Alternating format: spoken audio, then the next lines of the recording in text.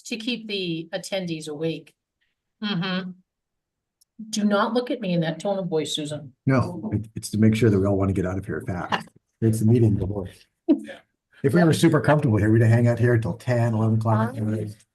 Watch how quickly we can zip through this meeting. Come on, the other one was record speed. Okay, so Yeah, we're just gonna rock, live paper, scissors, on and everybody. YouTube. It's a couple minutes early, but everything is ready when you are. Yeah. I'll just make the announcement now that I'm on call. Hopefully it'll time. Okay. I am on call for work tonight. And so my phone is here. If it buzzes, I have to look at it to cover any work stuff. And there's a tiny, but non-zero chance that it might require me to leave the room and grab my laptop and go take care of something, but. Which means you get stuck with just me. Yeah. Oh, Chris is here. She's on. Yay. We gonna test whether or not we can actually hear Chris to make sure this all works? Yes, I hear there's an echo over there though, on the YouTube, so I'm gonna go see if we can fix that. Yep. We'll have to remember like on every item to sort of turn around and. You know, we'll probably just have Yeah, a call when it comes to I votes. can't hear Chris either, and I can tell she's speaking because it turned green and it was out there, so. Hopefully her and Kristen can read it. Can you say something? Hello. All Hi. right, got her. And Sorry, I Chris, think the echo was me. Chris, can you say something? Yes, Okay. Oh, all good. right, good. Happy New Year. Yay. So just know, Chris, that when we're looking off into space on the monitor, it means we're really looking over at you on the screen, so. We're not just spacing out and thinking. Kristen thinks that she was the cause of the echo. I heard her when I was Oh, here, okay. yes. All right, so we Thank get you. 6:30, let's roll. Welcome, Berlin Select Board Open Meeting. Welcome back. Our first meeting of the new year. Today is Monday, January 6th. Let's see. Open session meetings are being recorded. Your image and voice will be captured forever and ever and ever. All right, call to order 6:30. Approval of minutes. Last session was December 16th. A motion? I move to approve the minutes. There a second? Second, All right, any questions? Hearing none, all those in favor? I Chris? Okay, all I- right. Oh. did want to, Right. I did want to let Dee know that I was going to call her with the question about the November 14th and December 2nd meetings, but I'll call her and talk to her about it. General public comment. Wow, okay, all right, gentlemen in the back. Come on down. It's your time. Bring the dog.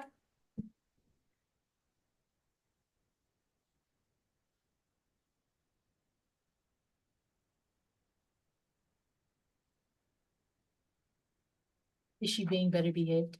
Well. And depends on the day. Sit. All right, There Mr. you go. Shatner, while Fire Mike is getting ready, you wanna, All right, so Okay. I'll start with the month of October. October, we handled 997 calls for service, 13 cases involving criminal charges, 22 motor vehicle crashes, 14 with injuries, 138 motor vehicle stops, 64 citations issued. Drone unit was deployed 5 times in the month of October.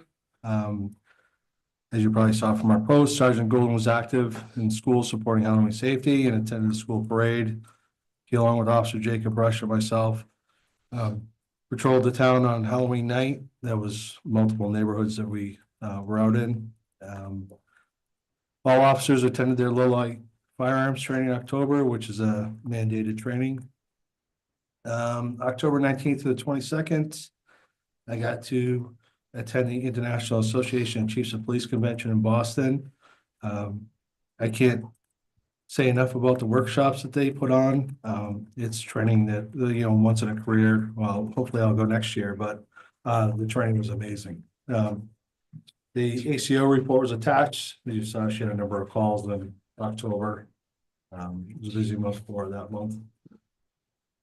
Skip up to November. don't skip yet. Can you go Oh. back where it talks about the body cameras? Body cameras? It says, Oh, yeah. So, yeah, custom let me know that they are no longer making our body cameras. So it's their way to upgrade. So while I was at IACP, I talked to multiple vendors. I'm more waiting for a grant.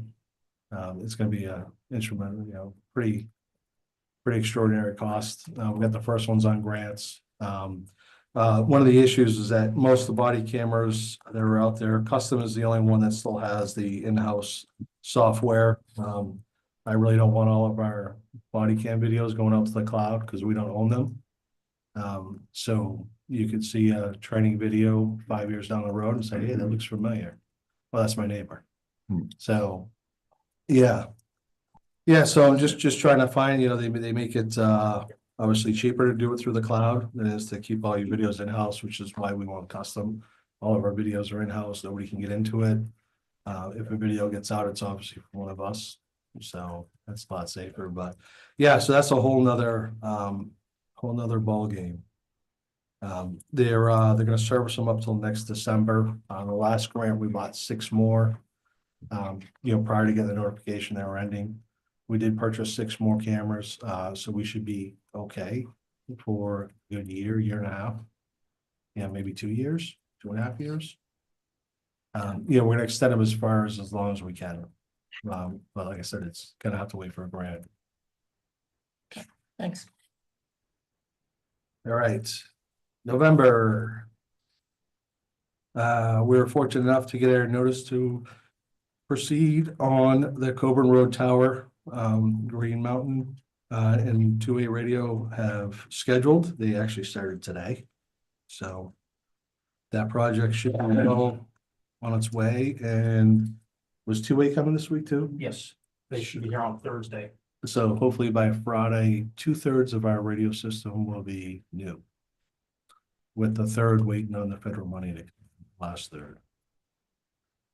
Month of November, we handled 1,369 calls for service, 13 cases again of criminal charges, 14 motor vehicle crashes, 7 with injuries, 107 stops, 46 citations. Drone unit went out 5 times. November 2nd, Sergeant Tim Andre participated in the Coach for Vets program. Went to Gillette Stadium and pick up multiple coats and hand out to veterans. He'll work with our veterans agents on handing them out. November 2nd, Sergeant Goulding, myself attended a 1-day seminar at Gillette Stadium, faith-based organizations, security, amazing class put on by the Kraft family. November 9th, Officer Alex Lima represented the town of Berlin at the Special Olympics flag football games. November 26th, Sergeant Goulding, Administrative Assistant Vienna, and myself attended the Trooper George Hanner Awards, where Officer Molly Plant received a Medal of Valor for her actions on April 14th, 2023. We did receive a resignation of Detective Control Gowan, moved on to the Bolton Police Department, where he took a position as a sergeant. And we wish him well in his new role. ACO report was attached, another busy month for her. Any questions on that? No. No, besides letting people know that when there's a bear in their yard, there's really not a lot that you guys are gonna do. Yes, yeah, unless it's trying to get in your house or a threat to public safety, there's nothing we can do. I had one at my doorbell. Yeah. He sniffed, but he couldn't get in. Yeah. Mhm. Thanks. All right. All right, so the month of December, I already spilled the beans that they did start today. I wrote this report up a while ago and Green Mountain did show up today, which was fantastic. The month of December, we handed 13 other calls for service, 13 cases again of criminal charges, 24 motor vehicle crashes, 9 reported have injuries, 139 stops, 56 citations issued. Busy month for the drone unit. They were up 9 times in the month of December. And December 6th, Sergeant Gould attended the high school football game at Gillette Stadium and supported our residents who play for the West Boylston Lions. And as you know, they won their 3rd Super Bowl in a row. December sixth, Sergeant Andre, Officer Brush, and myself attended the graduation of our newest officer, Patrick May. Patrick started his field training on December 9th. He'll be in training for a minimum of 480 hours. And ACO attached, ACO report is attached. So what are you doing to backfill, Detective Drongone's slot? We just made a job offer to Brendan Judge. He passed all the background, psych test, physical, just passed the testing to get into the police academy starting January 20th, I believe, Monday. But that still leaves us one more unfilled position. Because I was going up to number 11 January 1st, Detective Trangone left, so that put me back one, so. But we're gonna get him situated in the academy and then probably post for number 11, probably mid-February, once he's settled. Is everyone still working like crazy overtime or A are you couple. guys, okay, Couple are, yeah, it's swelled. I think there's one shift that's going uncovered this month. So we're definitely move some people around, rescheduled, change some people's schedules around, and shifts are getting backfilled. questions?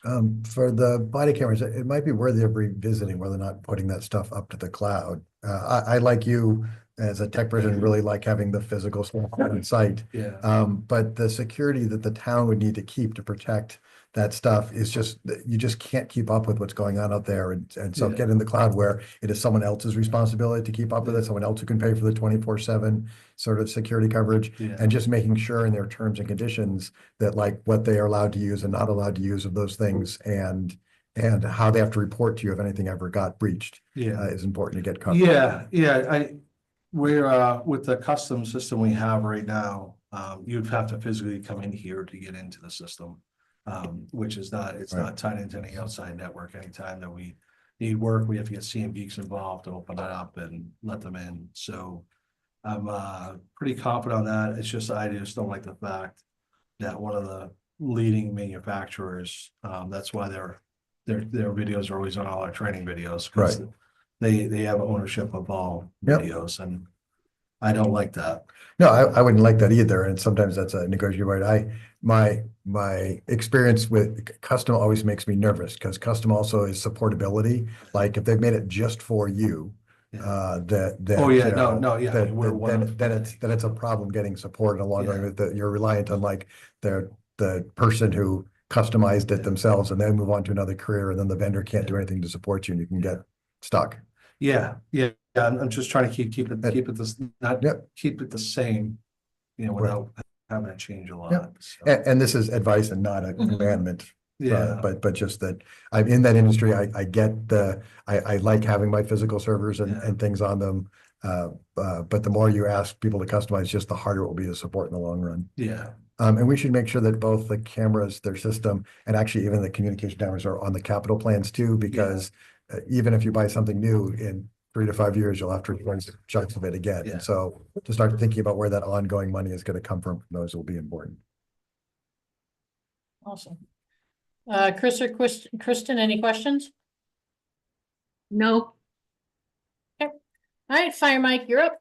All right, December's report, we did 70 responses for the month, which averaged about 2.3 responses a day. When we saw the year ending, we had about 11% increase. We did 847 responses for the year. So we're seeing on average, it's the second year in a row, we've been about 10% above where we were the year before. There's a breakdown of calls on there from everything from building fires to gas leaks to car accidents and EMS calls. Inspections, there was about just under 50 inspections that were done for the month of December, which is a little bit low, but that's what we typically see in December, just a little bit of a drop off there. We saw a significant decrease in the outside fires as the weather pattern changed and more precipitation fell in the area. So we did lift the burn ban that we had for cooking fires and those type of things. While we still are in a drought condition, technically, the outside fire risk has dropped dramatically just with the humidity and stuff and the ground kind of freezing and being wet. We've entered into the cold weather season and are seeing responses associated with heating systems and alternate fuels. Those are what are causing some of the fires that we've seen. Reminder to residents to have working smoke detectors and carbon monoxide detectors on all levels of your home. We've seen obviously an increase already across the state in deaths that have occurred where a a smoke detector would have prevented that from happening. So training for the month of December, we did live fire training, which was conducted in the town of Shirley. They have a training facility there with burn boxes, as we call them, the Conex boxes. It was great training for the crew. They spent an entire day there, which was probably about 75% of our department that could make it. That's kind of a new training requirement that we're going to make every year, is to do that live fire training. It provides some invaluable training for especially our new people coming on, but even our seasoned veterans, just to get that exposure and stuff and be able to work in that atmosphere and pull hose lines.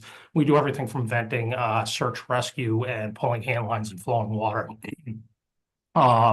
Our new car 2 has arrived, which is the old Explorer from the PD, and it's in service. It's lettered as the fire department. It's actually being utilized quite a bit, and the pickup truck has kind of been put off to the side, so that the use of that pickup truck is going to go down dramatically for us, which is probably a good thing. And it'll only be used for utility when we actually need it. The month of December, we had 33 open shifts that were unfilled. The majority of those are the open shifts that occurred on the overnights.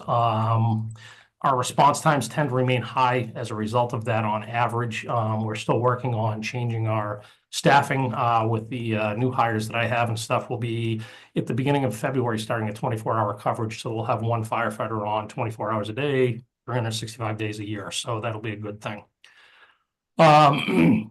Again, I've mentioned the initiatives to highlight our home safety program for any checks for the elderly or for smoke detectors and carbon monoxide detectors. We're happy to come out, and I encourage anybody to contact the department to schedule that. It's been successful, and we've had good luck with that. As Chief Shartner mentioned, we started the replacement of the cabling and the antennas today and finally got that taken care of, which seems it has taken us a long time to get to this point. So the switch over to the new equipment will be very appreciated from the troops as they start to get improved radio communications out there.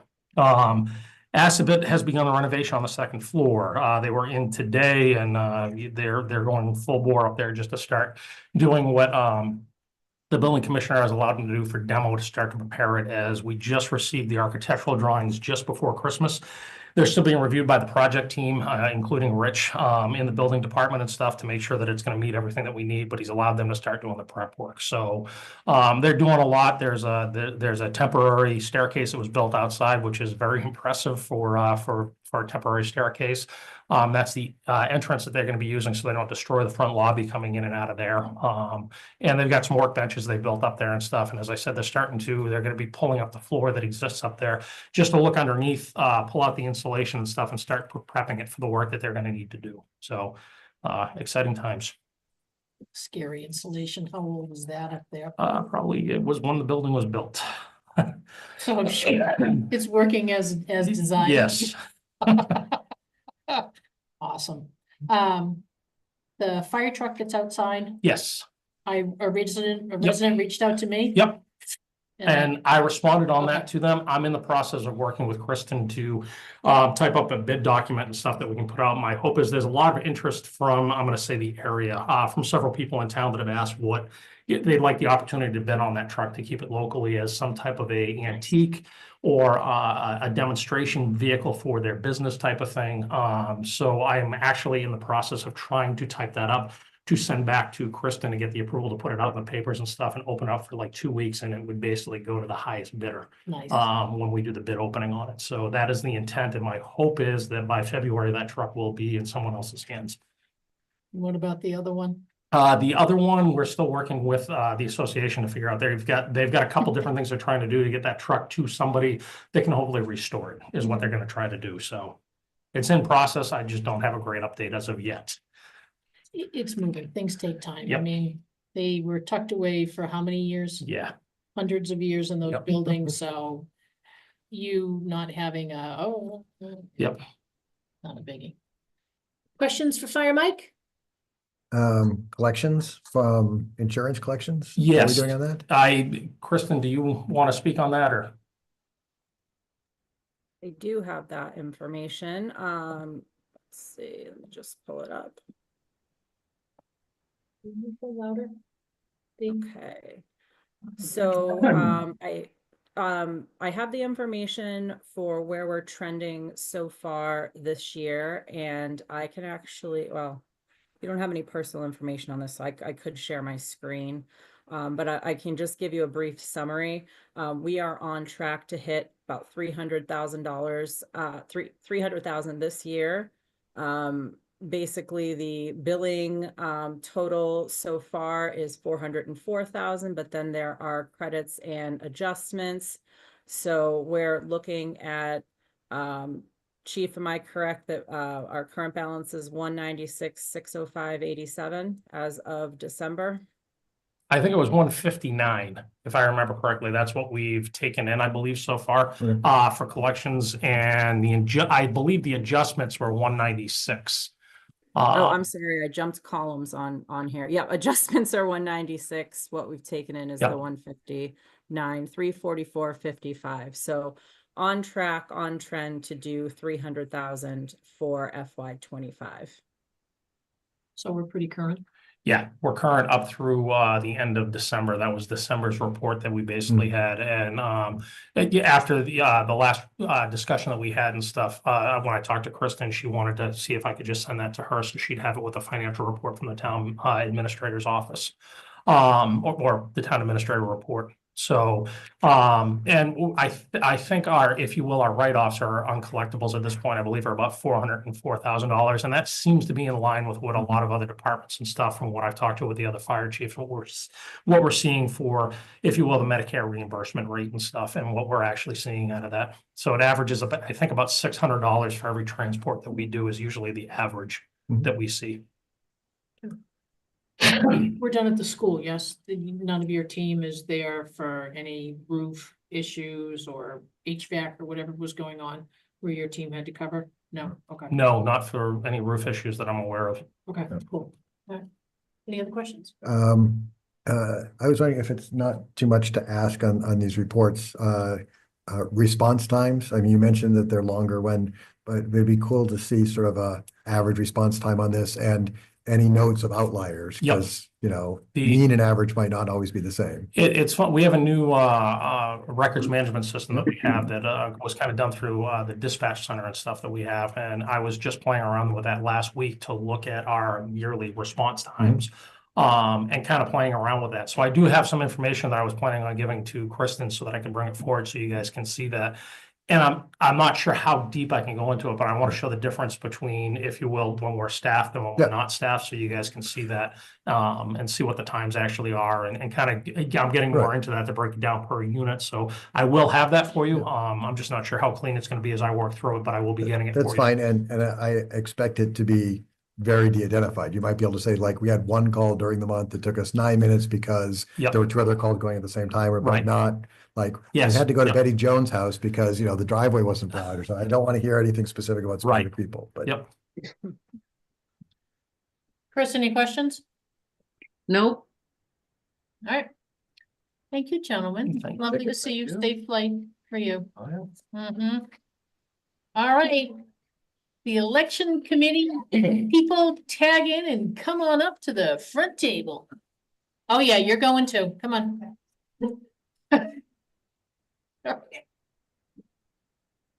Good evening, friends.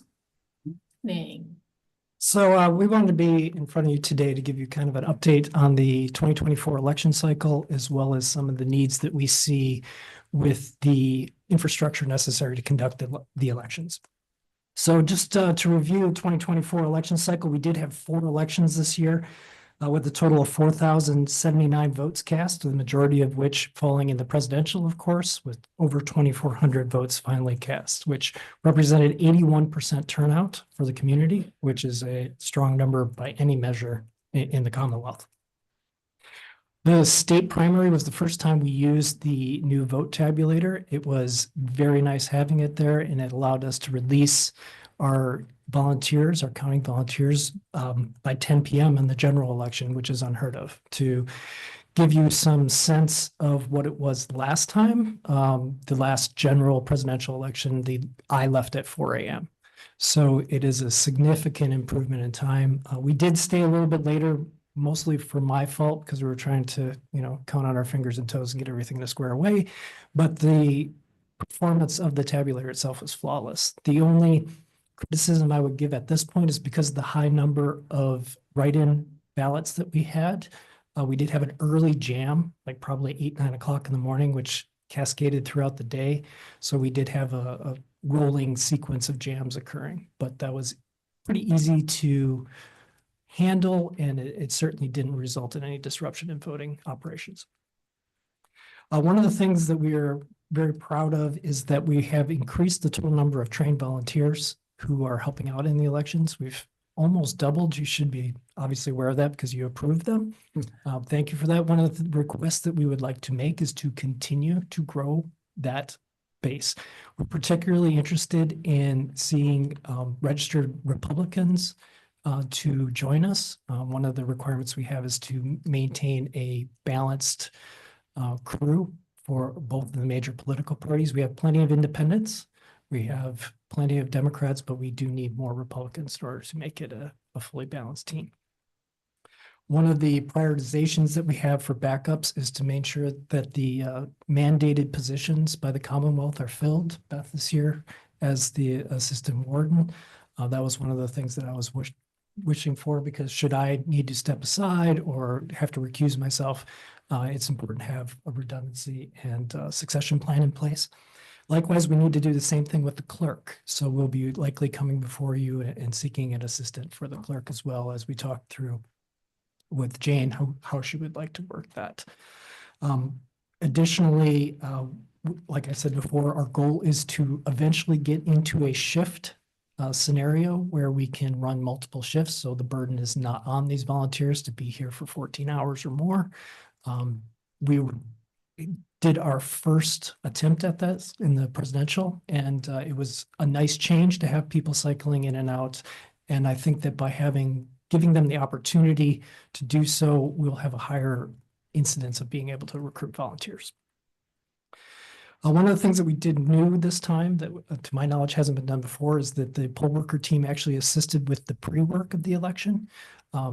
We worked to get over 800 ballots in the mail. We set up an assembly line to do that, and it took a substantial burden off the town clerk staff. So that's something that we intend to continue in the future. One of the other things we'd like to talk to you about is potentially pre-processing ballots more extensively when they come in. As it stands right now, we are simply just removing them from the envelopes and making them ready to be inserted into the ballot box come election day. But we would actually like to do that beforehand, but that requires a few things, and we'll get to that in a second. So on that need, let's talk through some of our critical needs. Number one is our voting booths. And I don't know if Chief McQuillan left, but he also identified that there's some safety concerns with the way these work. I have a note in here, just because we haven't had any incidents doesn't mean that we won't have any incidents. In fact, the engineer in me says that we're overdue. So that may be a pessimistic way to look at it, but I'd really like to see us getting there. It doesn't take more than a couple of times when you see a 250-year-old or 250-pound senior citizen putting all of their weight onto these voting carrels that you start to get a little bit flinchy, knowing that if that goes down, that senior is also going to go down, which would certainly result in an injury. I personally am not an ADA person, but I can tell you that it seems clear to me as an external observer that these voting booths are not ADA compliant. We have one table set up with the ImageCast voting system that would be ADA compliant, but if a individual comes in a wheelchair, which we did have several in this last election, there is no place for them to vote their ballot privately. We actually had a case where one individual was in a wheelchair, his leg was extended out in front of him, and they actually had to turn away from the voting carrel while their assistant did the voting for him, and that's unacceptable. We need to be able to give all of our citizens the ability to vote their ballot in comfort and in privacy. The other problem that we have with this is these are home built, and I believe that exposes the town to a certain amount of liability should something happen. One of the fundamental features air quote features about this is that they're essentially laying on sawhorses. So there's nothing securing them. If the sawhorses go down, they all go down. Furthermore, because they're right next to each other, it would be a domino effect. We could potentially take down the whole side. Additionally, the problem with these are only designed to be able to be used against the wall. There is no privacy screen to the front, so the only configuration that we can use these in is along the wall. And we'll talk about why that's a problem in a second. They're heavy. They're awkward to store. You can see a picture in the thing there. They're kind of tucked back there. We have to dodge between the heating pipes and stack them in there at the end of the night. Thank you to the police and fire department for helping us this time, but normally that's something that we have to do. And their assistant made this task much easier, but it's just simply not a tenable thing that we're doing here. I know we've been doing it for a long time, but over a course of time, we need to replace them. And finally, we don't have enough of them. Mass General Law requires 1 booth for 75 registered voters. We have crossed a 3,000 registered voter threshold, which requires 40 of these booths. And at the last election, I think we had 32 set up. Not a big deal. In the presidential, we had no point where anyone was waiting. However, it was pretty full during the whole period. To that point, what is the solution that we are asking for?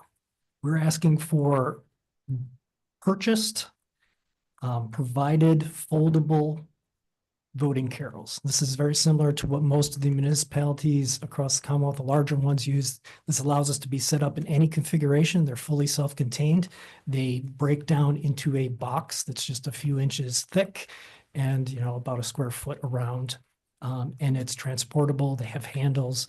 They are sturdy, cross-braced, and more importantly, they're built by somebody else. So we can say that it would be compliant with safety requirements as well as defer any liability to the community should something happen. They do not come for free. One of these voting booths, and this is just some very, very back of the napkin. We didn't go through a bid or anything like this, but we looked at LHS's webpage, which is the same vendor which we provided the tabulator, so seemed like a reasonable choice. They're about $200 a piece. If you need 40 of them, you're looking at $8,000. We would say that this is, of course, something that can be spread across multiple years to defer some of that cost, but we'd like to begin with that. And the ADA accessible booth is more at roughly 350. If you were to purchase anything, we'd ask that you do that first so that we can provide ADA compatible voting for those that need it. We think 2 is plenty for that. It's pretty rare occasion that we would have more than 2 individuals who would be needing ADA accessible voting areas. So sum total of the cost that we'd be asking for on this would be on the order of $8,700.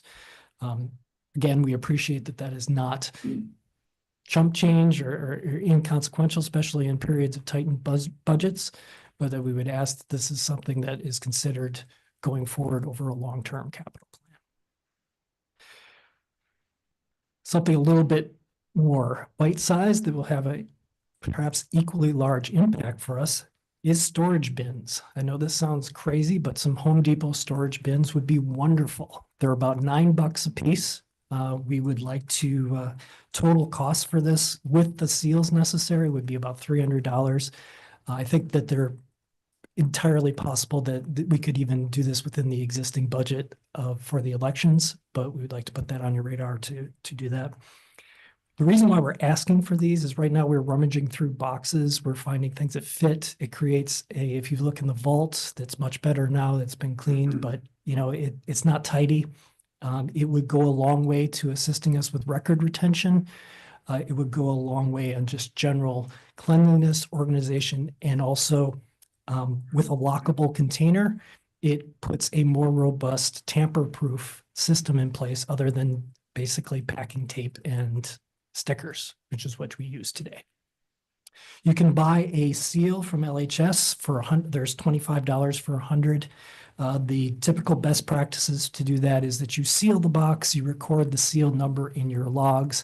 Then if there's any tampering that's been done or the seal has been replaced, you have evidence of that occurring. These shelves are sized to fit. the existing vault shelving units. They can be stacked. They're relatively light, so most poll workers will be able to stack them into the shelves fully loaded without any difficulty. We estimate 25 bins are necessary, 5 bins per election. The maximum number of elections that you would have in a 22-month period, which is the retention cycle, is 5. 5 times 5 is 25.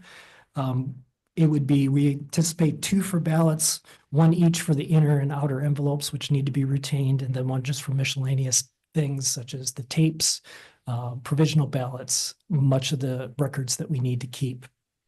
Beautiful thing about this is once you label them, once the retention period has been done, you can just take the whole box, open it, and discard the thing in whole, stack them back up, and you're ready for your next election. All right, longer term.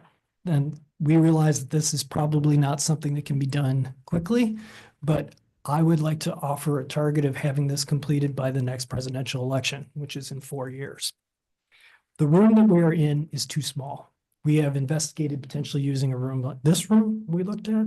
It's not any larger than what we have. We have looked at potentially using the 1870 Town Hall, the upper portion for that. The problems that we have with moving a different room in this particular building is it doesn't buy us anything. We might as well stay as where we are. 1870, there's street level parking issues. There is handicap parking issues. And we would also be transferring a burden to a neighborhood as opposed to where we are now, where there's a limited number of residences nearby. The obvious choice, and one that was brought up in a meeting that Kristen was part of, as well as the chiefs, would be to transfer to the gymnasium of Berlin Memorial School. It's larger. We already use this for our town meetings, and it has a lot going for it. We'll talk about that in a second of how that might look, but that is our recommended change. It would require the buy-in and support of school committee as well as administration over there. But having said that, most of the communities in the Commonwealth do their voting in school gymnasiums. This is not something that we would be doing particularly novel. Again, just a quick view. We have 3,000 registered voters, and that continues to go up as the community grows. We have a good percentage of people who are registering vote, which is a good thing, and they also are turning out to vote. Most of our ballots are still in person. And there is a mindset that the mail-in voting has cut down on the traffic that has gone through. I think most of you, I know both of you voted in person. You saw that we were busy. We had a line of almost 70 people at the start of the polls. So there's still a lot of interest in voting in person. More voters means more voting booths. Got to squish them in there. One of the things that we observed in the last election is with the mail-in voting is our volunteers had to stand in line and then give up their place anytime a voter was trying to enter their ballot. This is the correct thing to do. We want to get the public in and out while we're there for all hours.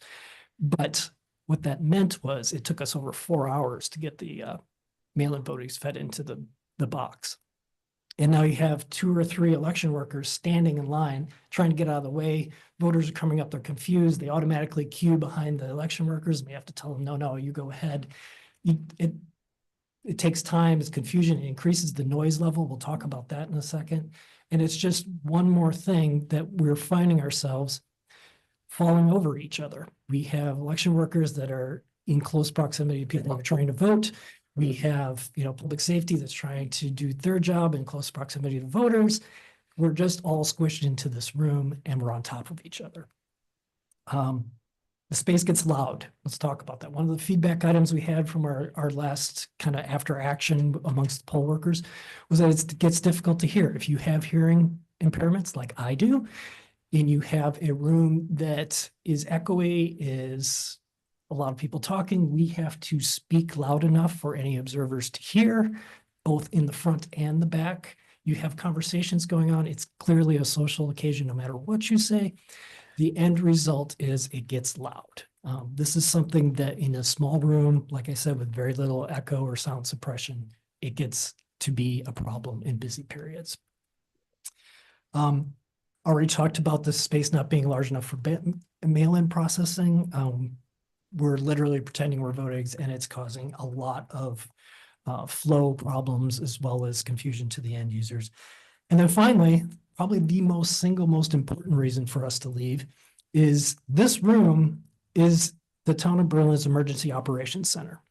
Should something happen, the very people that we need to count on to get us back on our feet to run the election will not have the room and the resources necessary to do that. They will have to vacate us before they can actually use their room. Clearly, the chiefs are not interested in that. It's something we've always been done, but it's probably not something we should be doing. And frankly, public safety deserves to have their EOC, and we should accommodate that. Also, there are radio equipments in there. The training, everything they would need to manage an incident is located in that room, and we would be in the process of trying to vacate it while they're trying to move in. So that would be the number one reason for us to get out. All right, let's talk about what it would look like to move to Berlin Memorial. I'll take you through a kind of a general flow. We would enter the same way we do in town meeting from that thing. We could place an officer at that door that would allow them not only to keep an eye on what's going on within the gymnasium, but also serve as a security break to make sure that nobody is getting into the school proper itself. They can see the parking area from there, and they have clear line of sight, both directly to people entering as well as what's taking in there while maintaining security of the building.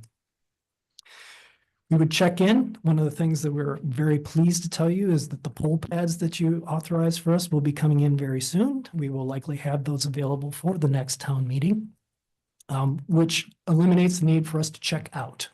So that's one fewer thing. It also reduces the number of poll workers that are necessary, which allows us, gets us one step closer to doing shifts. So it's a good thing. The voter would walk in, check in, they'd move into the center of the gymnasium where we would hopefully have the voting booths that we talked about earlier are set up. They would move into that space. It's a larger space. They have much more privacy because we can separate the voting booths. We can give them the ability to take their time. We can put up more of them. Should we, in the unlikely event that we get across 6,200 registered voters, we could add a second precinct in there, which we couldn't do today. This is not an issue. We are a long, long ways from ever having to deal with that, but it's forward-looking. Additionally, to the side, we can put the ADA booths as well as the image cast system. That would be in proximity to both the warden and clerk as well as the poll workers, so that if someone needs assistance, they can easily do that. Probably the biggest thing that we would allow us to do is on the stage, we could do mail-in processing completely out of the way of voter flow, however, clearly visible to anybody who wishes to see what's happening there. One prerequisite of doing that is the purchase of a second tabulator. I know we came to you with one. The idea behind that is still sound. We have looked at our peer communities around us. Boylston has 3 or 2 precincts. And when we spoke with the town clerk there, she was very, very positive about using a second tabulator to handle your mail-in votes, whether you do it in advance, which is something we'd like to consider, or day of. It just separates the process. All you have to do is reconcile at the end of the night in your square. It keeps it much cleaner, and it keeps the poll workers out of the voters' hair and the voters out of the poll workers' hair. We have 3 exits in the event of emergency currently right now. There's really the 2 doors that you enter in, and then you'd have to go straight out of the side of the building through a hallway. Clearly, I believe, and I would defer to the chiefs on this, but what we have in the gymnasium would allow for as easier egress in the event of an emergency occurring. And then finally, the last step would be the trip to the ballot box. They would drop off their ballot there, exit through the same door that we currently have for public safety, and then they're done, right? Additionally, one other thing that we do have, but it's something that we could do much better on, is a guardrail for observers. Typically, we do not have people who observe our elections. However, they do have the legal right to do so. They must be close enough to hear when people are checking in. They must be close enough to make an objection should they wish to. By doing that in the gymnasium, we could have much more clearly defined locations for that, and put chairs in there and things like that to actually make it work. Right now, the way that we deal with that is as you walk in, we put up a couple cones and a little bit of tape and we give them about this much space and put a couple of chairs there and call it a day. We haven't had to deal with this very often, but it is something that we must provide if necessary. So with that, I think I've used my nickel. I just want to kind of thank you for the support that we've had so far. Thank you for the opportunity to bring these needs to your attention. And I'm happy to take any questions that you have. How much is the tabulator? I'm trying to like go quick through one of your documents. It's not in here, but I believe the tabulator was about $6,000 if I recall correctly. Yeah, that was the quote that we had from LHS. Alright, so if you're looking at 6K for a tabulator, 8K for booths, 700 for ADA, 300 for bins, you're looking at what, peg math, 10K-ish, A little more, yeah. 15. 15? You Yeah. do also have the for like tabulators and that sort of thing, you have to have engineering. Yeah. units, so that is part of the cost. So for those who can't hear that on the microphone, there is a recurring cost with programming of both the pull pads and the tabulator, but that incremental cost would be relatively small, given that we would only be adding one. So to speak to timing, prioritization, we'd love to have the bins. We would love to have the booths. And then should we get to the point where we're having serious conversations about moving the venue, then we should be talking about a tabulator. This is not something that we are seeking to do all at once, though if those finances were available, we would take it.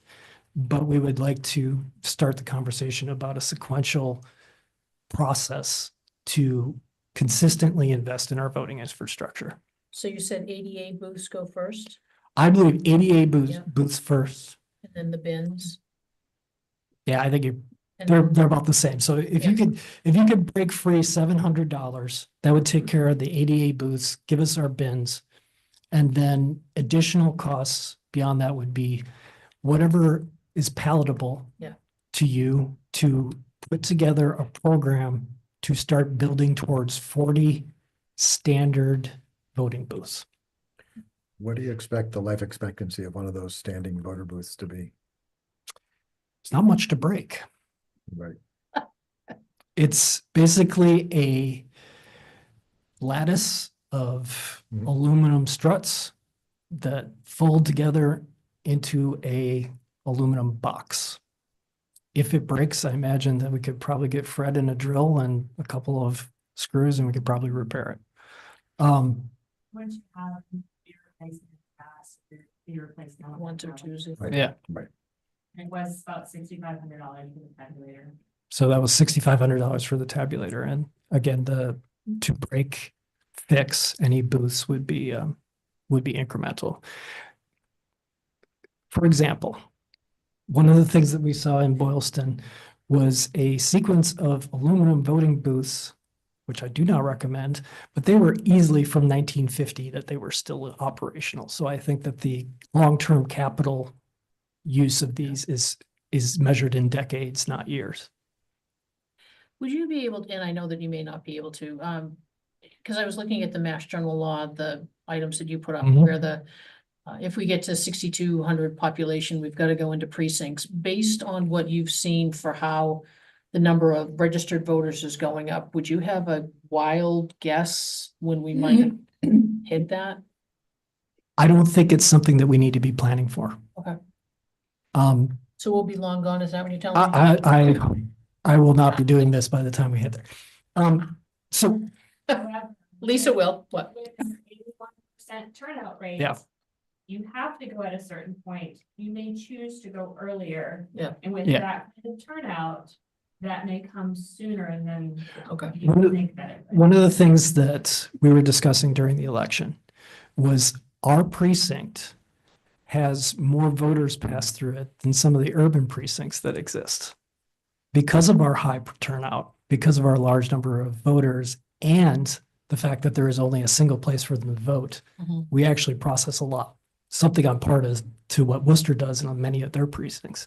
So the reason why I said I don't believe this is something we need to worry about in the short term is unless you are aware of a significant amount of building which there and is. construction is going on, there's a limited amount of growth available. You would need to effectively double your registered voters in order to mandate that change. However, should the select board decide, we could do 2 precincts tomorrow, but I don't see any reason to do that at this point. So Kristen, what would be next steps? I mean, I'm, It's like Chris said. Chris has her hand up. yep, Chris?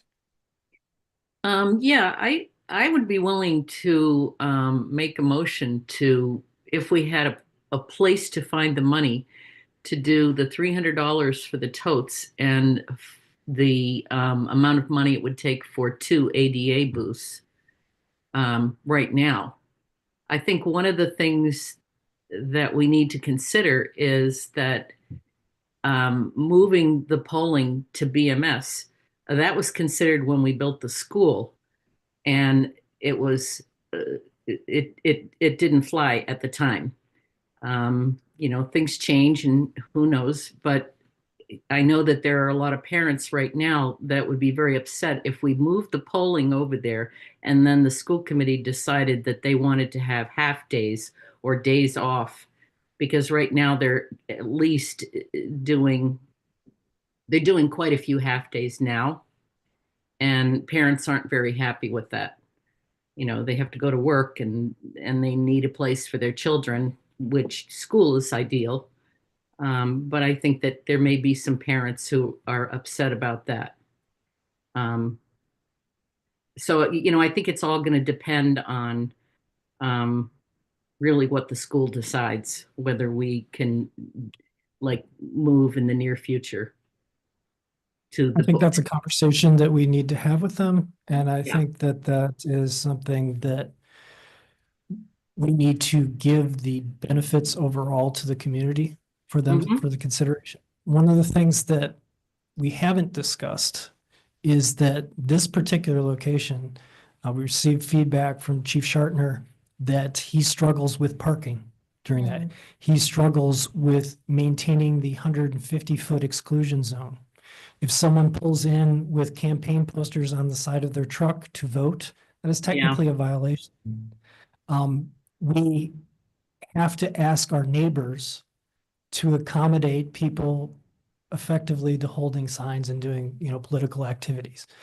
Should we move to BMS, we can establish a very clearly defined 150-foot exclusion zone. There is plenty of safe place for people to hold signs. There is ample parking. And honestly, I think that even from an ADA perspective, the school is even more accessible than this building or any of the alternatives. So it does have some compelling reasons. I'm certainly sensitive to the fact that it would require effectively an in-service day on those. That's honestly how most communities do it. They align their in-service day with that day, so the school is closed that day.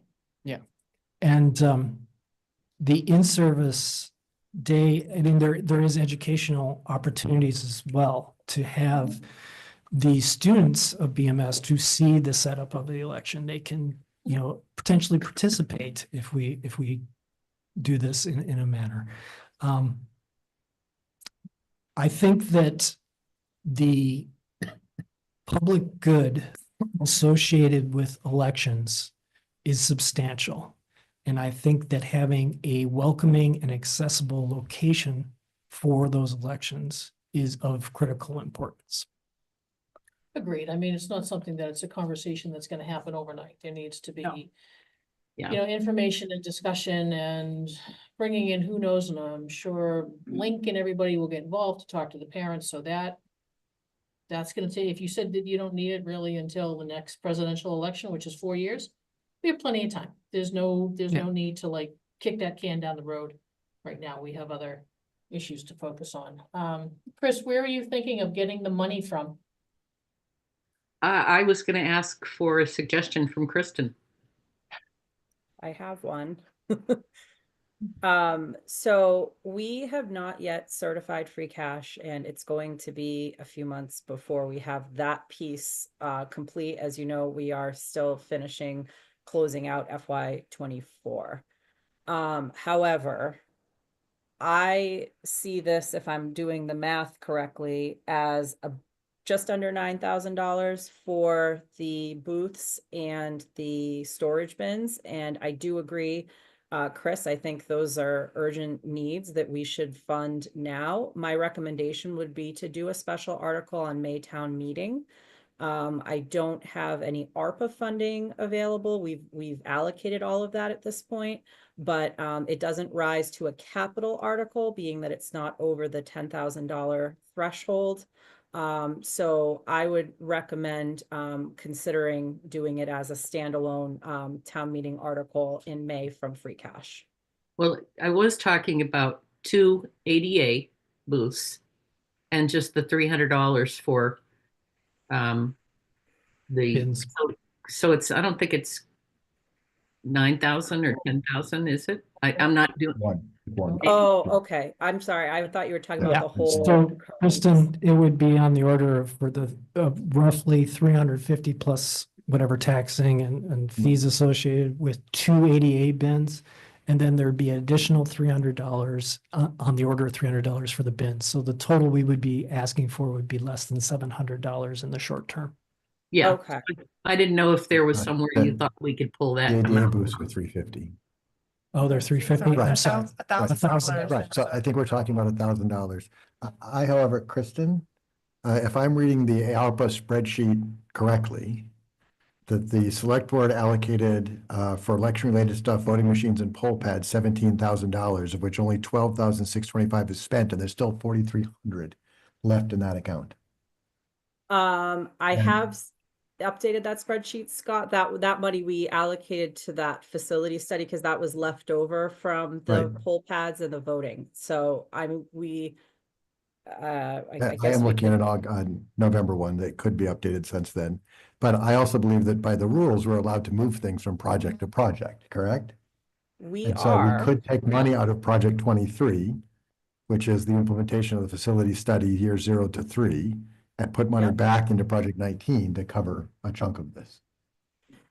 Absolutely. I think that's one way to do it. I guess I was thinking more comprehensively. Given the safety concerns that Tim outlined with regard to the corrals, I was sort of thinking, do you do that in one fell swoop? Because even getting the ADA ones is a huge step forward, but I do see the concern if one of them were to fall down and the domino effect. So I don't know if perhaps we could Right. do both or consider doing both. Yes, I would, and because I don't think it's on the agenda, so we might have to put it on an agenda for next time. But that I would definitely be in favor of moving $9,000 out of project 23 and back into the project 19, which is the voting machine and polling pads, and letting them buy 40 booths to more that are ADA and the bins.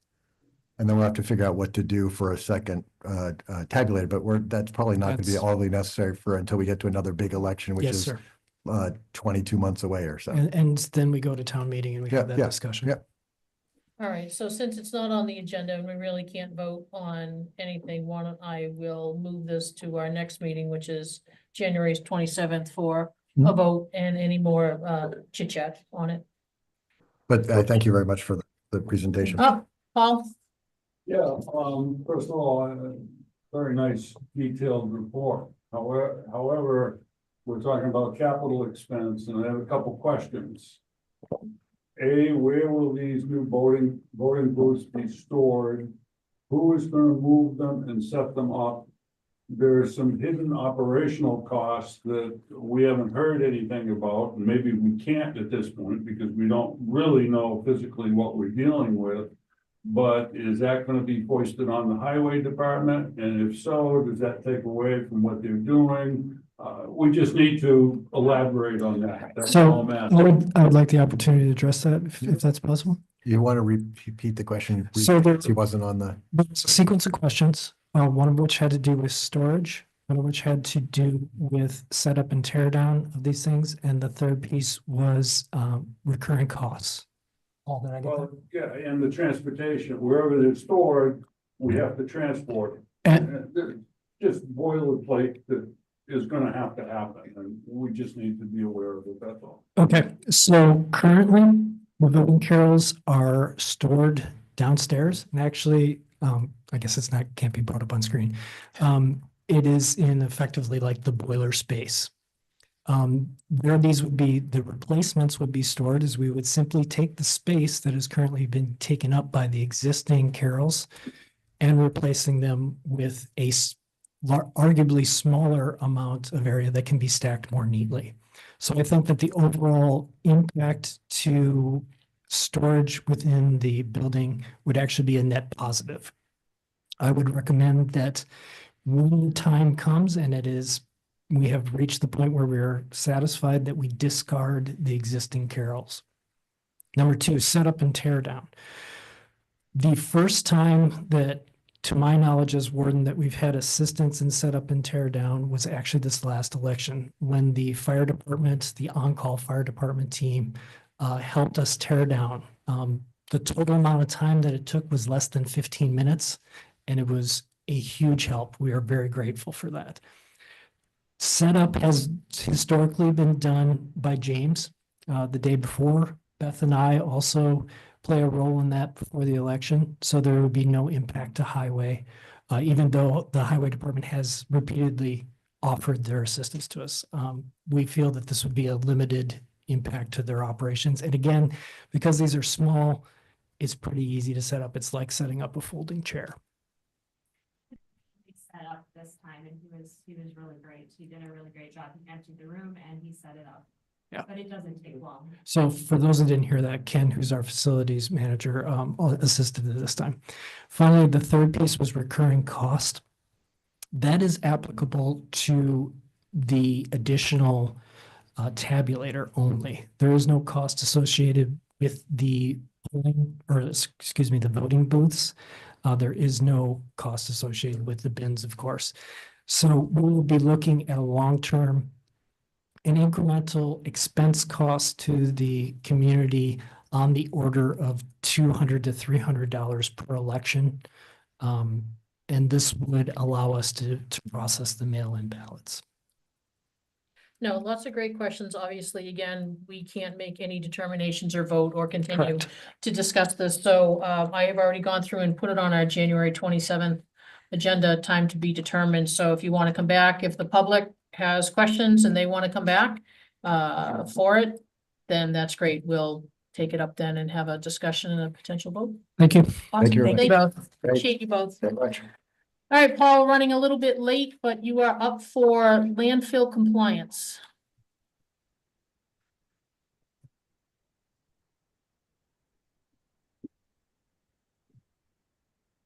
It's actually a little more than landfill compliance. Well, I needed the That's title, one so of, that's why I one put of it down as. two items. This, late this fall, we were contacted by the DEP, Department of Environmental Protection, and notified that, they need an inspection of our, landfill that has been closed since 1980, has been inactive since 1983. As well as we need to have our transfer station recertified, which is basically on a 5-year cycle. All of this really came about, I think, one of the things I can say is historically with the transfer station, we used to get inspected several times a year by a representative from DEP. They would come in and take a look at things, tell us where we were deficient in signage or whatever. COVID hit and basically DEP seemed to disappear for a few years. And there is now a new, younger staff at DEP, and they are, and I'm sure under the direction of the solid waste section chief, wanting to review a lot of situations, Berlin just being one of them, Princeton and other small communities. And I've had conversations that started in early December with the DEP section chief, and he was we need to look at the landfill. They have no record of any kind of monitoring and so forth. And frankly, no record exists because nothing has ever been done on that. Nothing has ever been mandated to our knowledge. Records are a little sketchy. So, there are two different items the DEP is concerned with. The first, their primary one is the landfill. The secondary one is the transfer station. And in my discussions with the section chief, I told him, I said, this is mid in a budget year, and you're asking us to come up with thousands of dollars to deal with these things. And I said, we will certainly pursue this, but let's start with the transfer station because that needs to be recertified by sometime in February. And that is the least problematic of the two issues. And he's basically agreed to that, partly because when he started talking about our landfill on Jones Road, I said, my personal concern is much greater concerning the old Hudson landfill on Gates Pond Road, which was a commercial landfill. Our Jones Road was just really a residential landfill without industrial waste being dumped. So we kind of went back and forth, and he agreed with that. And subsequently, he kept me informed when he was sending a crew to the Hudson landfill. He couldn't authorize me to go on that trip because that had to come from the director of the Hudson Board of Health, which I received. She really wasn't even aware that they had a landfill on Gates Pond Road that has been inactive for any number of years.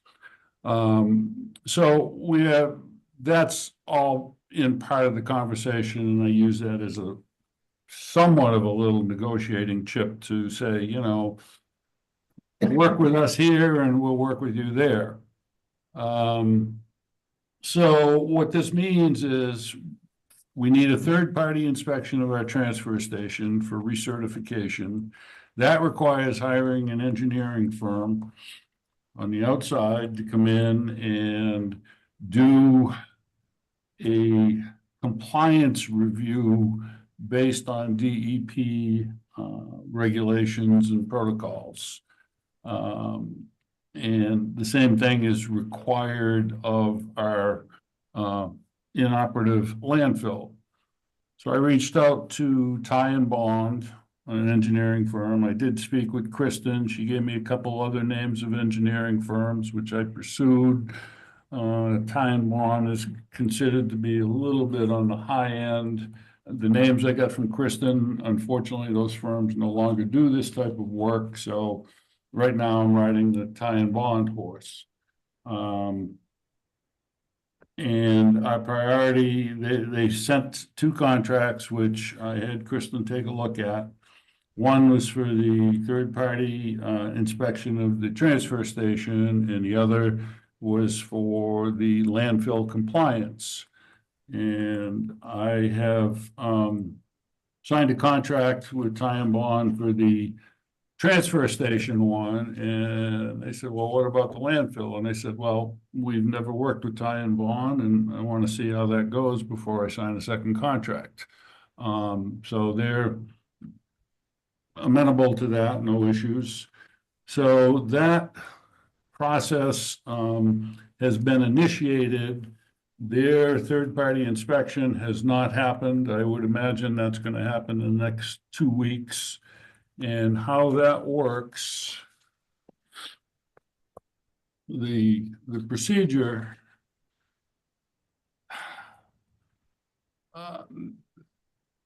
they will come in and, according to DEP requirements, see how our transfer station operates, see if our signage is up to date and so forth. And as I told them, I know we're already, our signage is missing 2 items, which I have subsequently ordered. Signage needs to indicate what materials are accepted and what materials are prohibitive. And right now, our signage is lacking 2 prohibitive materials, one being mattresses, one being textiles. However, we are recycling both. We have containers, and we've been on board with that for over a year. So that signage is in the process of being corrected. I do not expect a great deal of issue on the transfer station inspection. I think what we have there runs well, and we, we recycle flags, eyeglasses, batteries, all kinds of light bulbs, scrap paper, cardboard, metal. We have a take it or leave it, which the DEP is big on, repurposing. I don't really see any significant issues there. That being said, it's still going to cost us. The inspection of the transfer station is $3,000. There's a technical support line item of $1,000, which will be a conversation because how much technical support we need is yet undetermined, and I'm not sure that there's going to be a great deal. But let's say it is the $1,000, and then there's the official certification, which is $1,000. So for the transfer station certification, we're looking at an amount of not to exceed $5,000.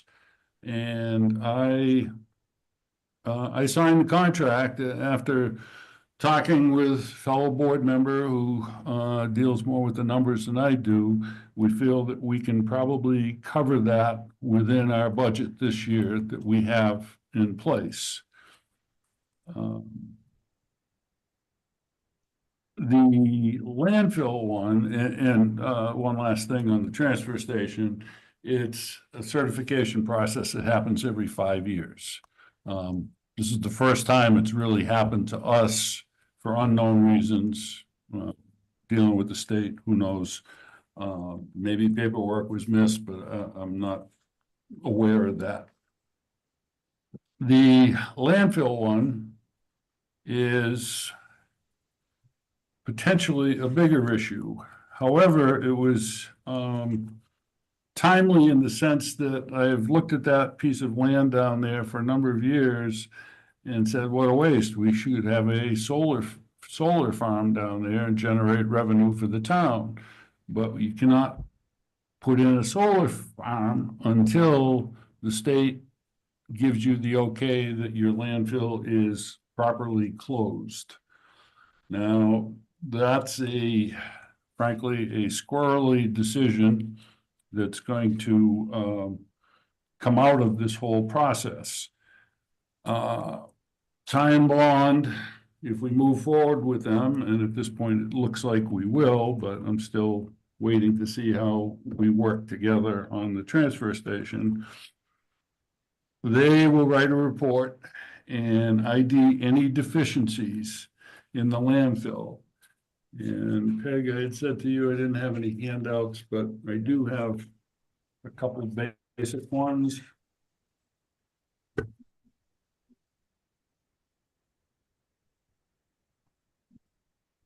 So Paul, is DEP not able to give you any vendors? I mean, if they're telling you that you need to do this, they can't say, Oh. okay. No, I've asked DEP for a list of other towns that use pay-as-you-throw, and they said, well, here's the website. And it's a 57-page printout. So the type of information that's available from the DEP is challenging. And the compliance review, they're going to look at cover material. They're going to look at the fact that we don't have any monitoring wells. They're going to want to know about public water supplies and residential wells within the area. They do some fairly deep digging. So, and it's on the bottom of the sheet I gave you. the proposal from Ty and Bond, the inspection is $3,500.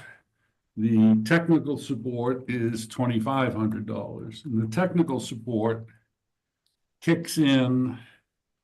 They will write a report and submit it to the DEP, and it'll ID any deficiencies based on DEP protocol.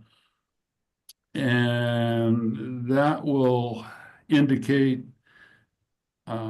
corrective actions that are necessary. Now, that inspection results in an initial site assessment, and it will note deviations, like we have no monitoring wells. That's a deviation according to DEP. Once that report is issued, then the DEP and the town, along with the engineering firm, and I'm going to assume Ty and Bond at this point, will talk about a preliminary corrective action plan. And that is something that will be reviewed by DEP and ourselves.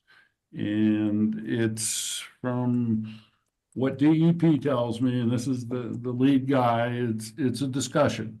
So in my conversations with him, I get that there's some give and take. They have some, I'm sure they have some hardline things they look at, and one of them will be monitoring wells. So the landfill inspection, that process with the engineering firm is like $6,000. I do not think we have that in our Board of Health budget to cover by the end of this year. I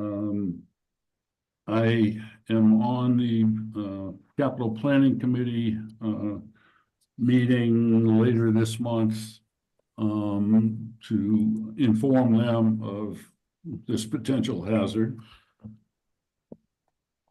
And what these deviations are going to produce is at this point really an unknown, but it could turn out to be fairly significant money. And if you go further, push it further down the road, if they treat our little, I don't know, 4-acre old landfill, like say the one in Clinton, it could run into hundreds of thousands, depending on the capping determination the DEP needs. And I've been really pretty emphatic with them that, you know, our landfill opened in 1930. For many years, trenches were dug for garbage. Refuse was buried, wood was burned. No industrial waste to our knowledge. You know, there may have been some waste from orchards, but they took care of that themselves, you know, arsenic and so forth. So I keep maintaining with DEP that ours is a fairly innocuous landfill, fairly vanilla in the world of landfill. And I have between 15 and 20 years experience in the solid waste business. And unfortunately, I know landfills and what they can be. And ours is really pretty simple. However, we have to convince DEP of that, and we have to work within certain protocols. We're not going to have much choice because they are the Environmental Protection Agency.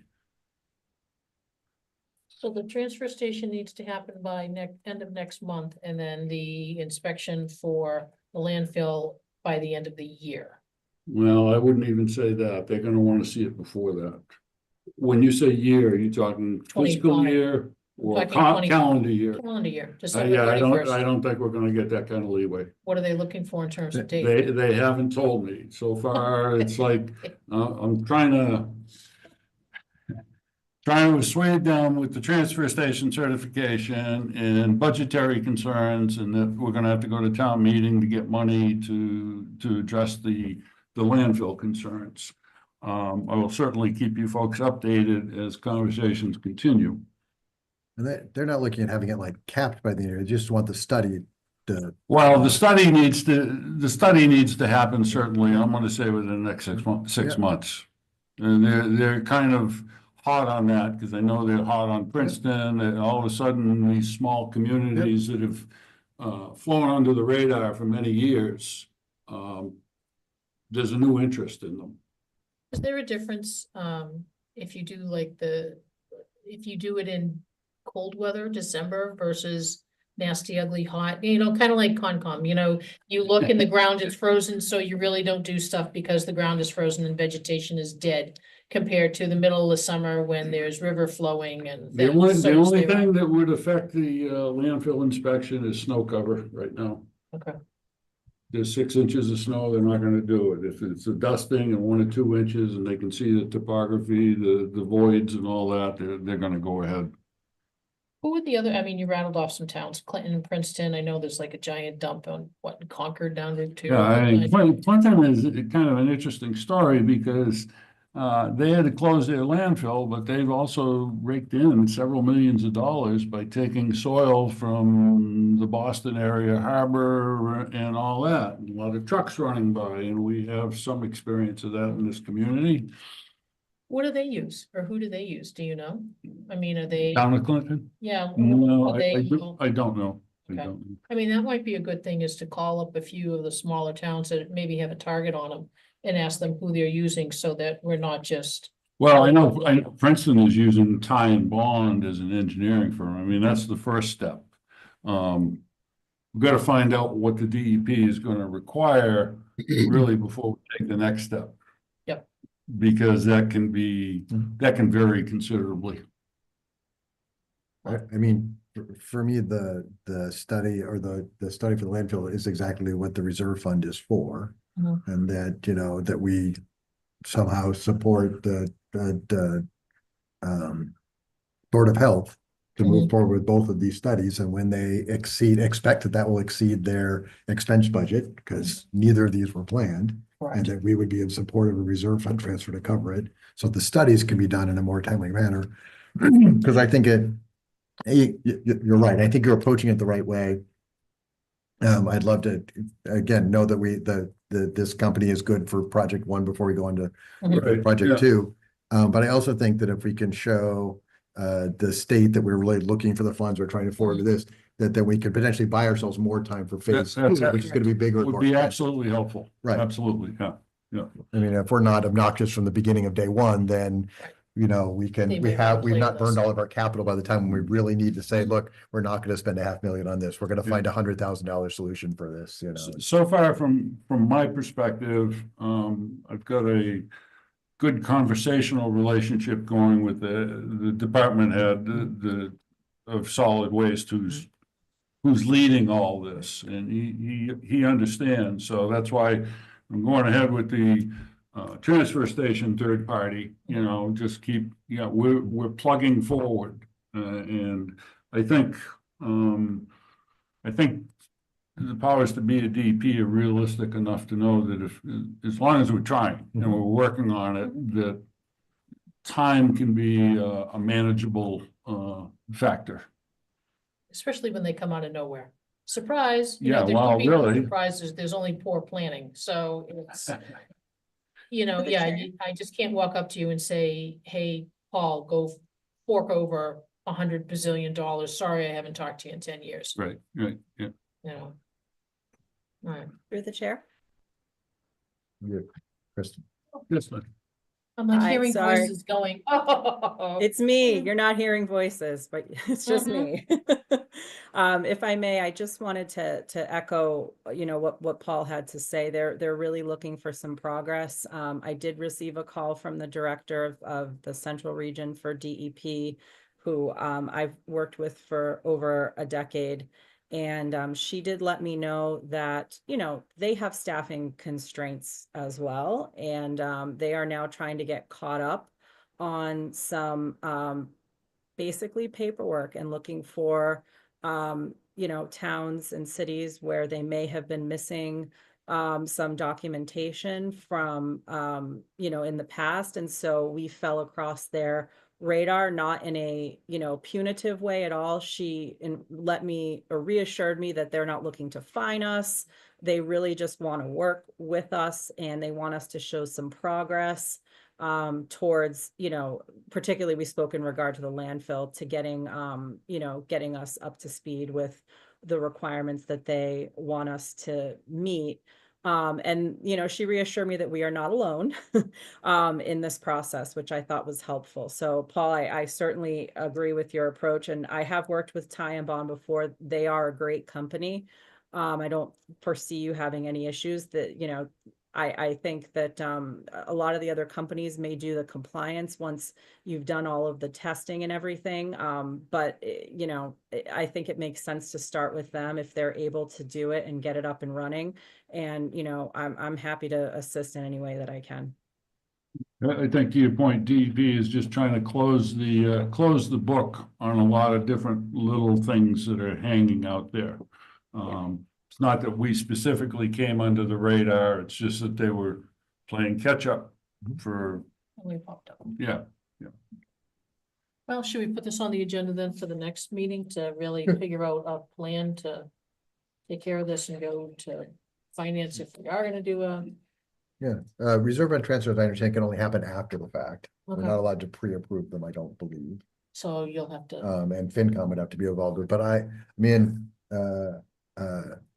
you and Chris both, but you can at least go back saying at least a select board member is open to finding funding to get it done before town meeting in May that allows at least the studies to happen faster. Right. And okay. that you'll be back on agendas for us to find the time or find those funds, which should give you at least some leeway going that Because direction. I believe, my belief is that, DEP will be fine for another month and a half, maybe 2 months as we square away the transfer station recertification. And then, as I would represent to them, our next step will be going to the landfill thing and dealing with Ty and Bond. And Ty and Bond has a working relationship with DEP, which is also helpful. Might be cheaper engineering firms out there, but sometimes the path of least resistance is where relationships already exist, and you eliminate a lot of unnecessary chatter. and you said in your budget, you have the money to cover the $5,000-ish. We're pretty sure we do. Okay. All For right. the transfer station. Yeah. Yeah. Well, maybe if you can confirm that, and I'll put it on for the next meeting. Right now, we did some looking at the books and it looks good. Okay, We're still 6 months out from the end of the year, so, yeah. Right. But all right. I'll put it back Nothing on big for breaks. the next, Yep. we'll kind of make a plan. Chris, do you have any questions before we move on?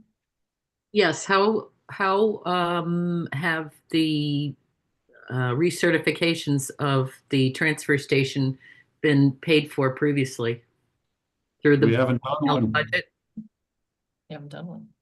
In You have- in no one's memory, there's not been one done, right? No.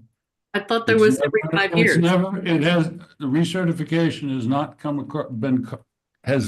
across the Board of Health board since I've been on. For So the this- station? Wow, Yeah, okay. Okay. All right. All right, so and, Paul, and they are not making any complaints or statements relative to that fact. It's like they're dealing, and I appreciate this, they're dealing in the here and now. Right, yeah. This is where we're at. Let's clean it up, move forward. And that's, I applaud that business-like approach from the state. all right. I plopped you back on for the 27th, so if there's anything that you can send to us ahead of time so that we can kind of make a plan, that would Yep. be rock awesome. Great. Yep. Okay. Paul? Thank you. Yep. So Kristen, I know you're next up on the agenda, but I see this lovely gentleman sitting in the back of the room that I told him to come a little bit earlier and well, we're a little bit later. So I was wondering if we could kind of sort of skip you and move down to old business and talk to Mr. Wheeler. And then Yes. we'll go back up. Yes. Okay. Thank you, Kristen. I'll be Mr. quick. Wheeler, lovely to see you. Thanks for coming. Tim, I'm Tim. You're always Mr. Wheeler. Mm-hmm. That was my father.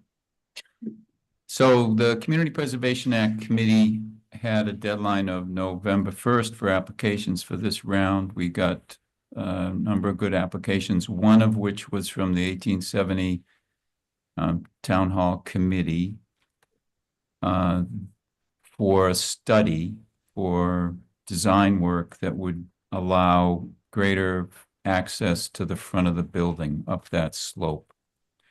So, you know, adjustment to the stairs, but also an alternative to get up into that front door area. And the committee is feeling positive about that, but the Community Preservation Act Committee is feeling positive about that.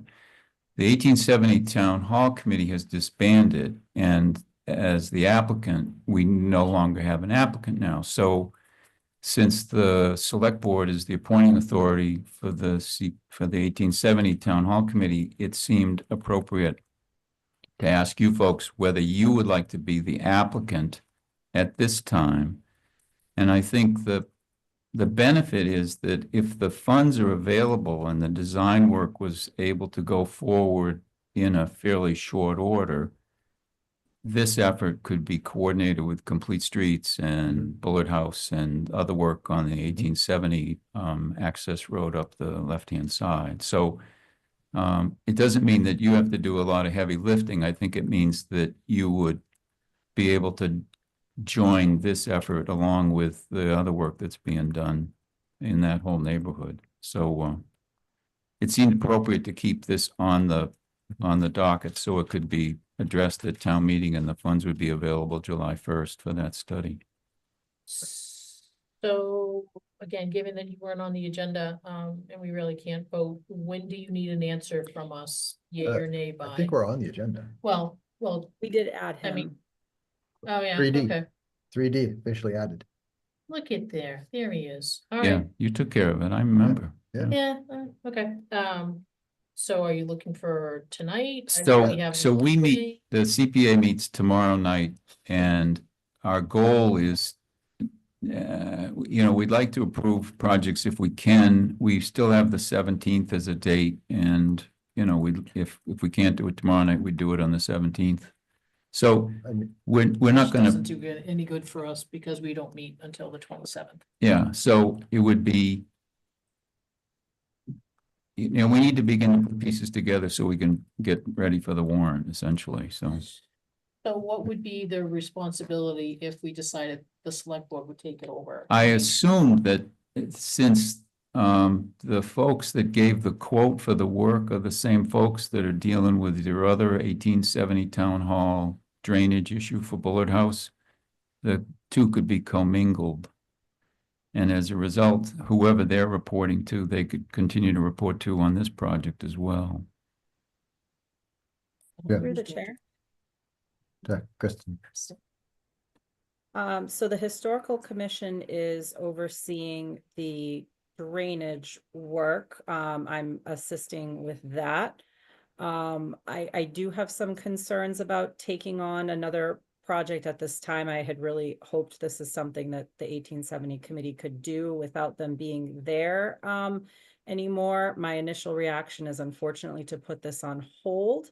But I would certainly be willing to have a conversation with Austin Design. They're the design firm that is doing the drainage, to find out how much heavy lifting we're talking about in terms of the stair project, because we know that is an issue that needs to be addressed. Unfortunately, it's just coming at a challenging time with it being budget season, all of the ARPA projects we have to finish out, and looking at the 6 months left in the fiscal year to get my goals done. I just have some concerns about adding another capital project to the mix. If it's design right now, that may be a little bit more feasible. Tim, is it just for design funding? It's not for actually implementing the stair reno? This is only funding for design. It couldn't be Okay. expended until July. It means, in my mind, that Okay. you are able to integrate any of this work with any of the additional work. Because my assumption is that we're going to continue to move forward on the other legs of the stool, you know, the complete streets and the drainage and the access to the back handicap access to the 1870. So if, in my mind, if you leave this out of the design section of the process, you put ourselves in a predicament where we might very well discover that there are some things that shouldn't have happened that could have been altered and made more accommodating now. If I understand correctly, what would be required sort of between now and town meeting would just be potentially someone from the select board coming up and speaking towards this on the floor of town meeting. Right. And that once the money is available, just because it's available July 1 does not require us to do work on July 1. No, not And at all. so, matter of fact, typical warrant articles are good for a couple of years.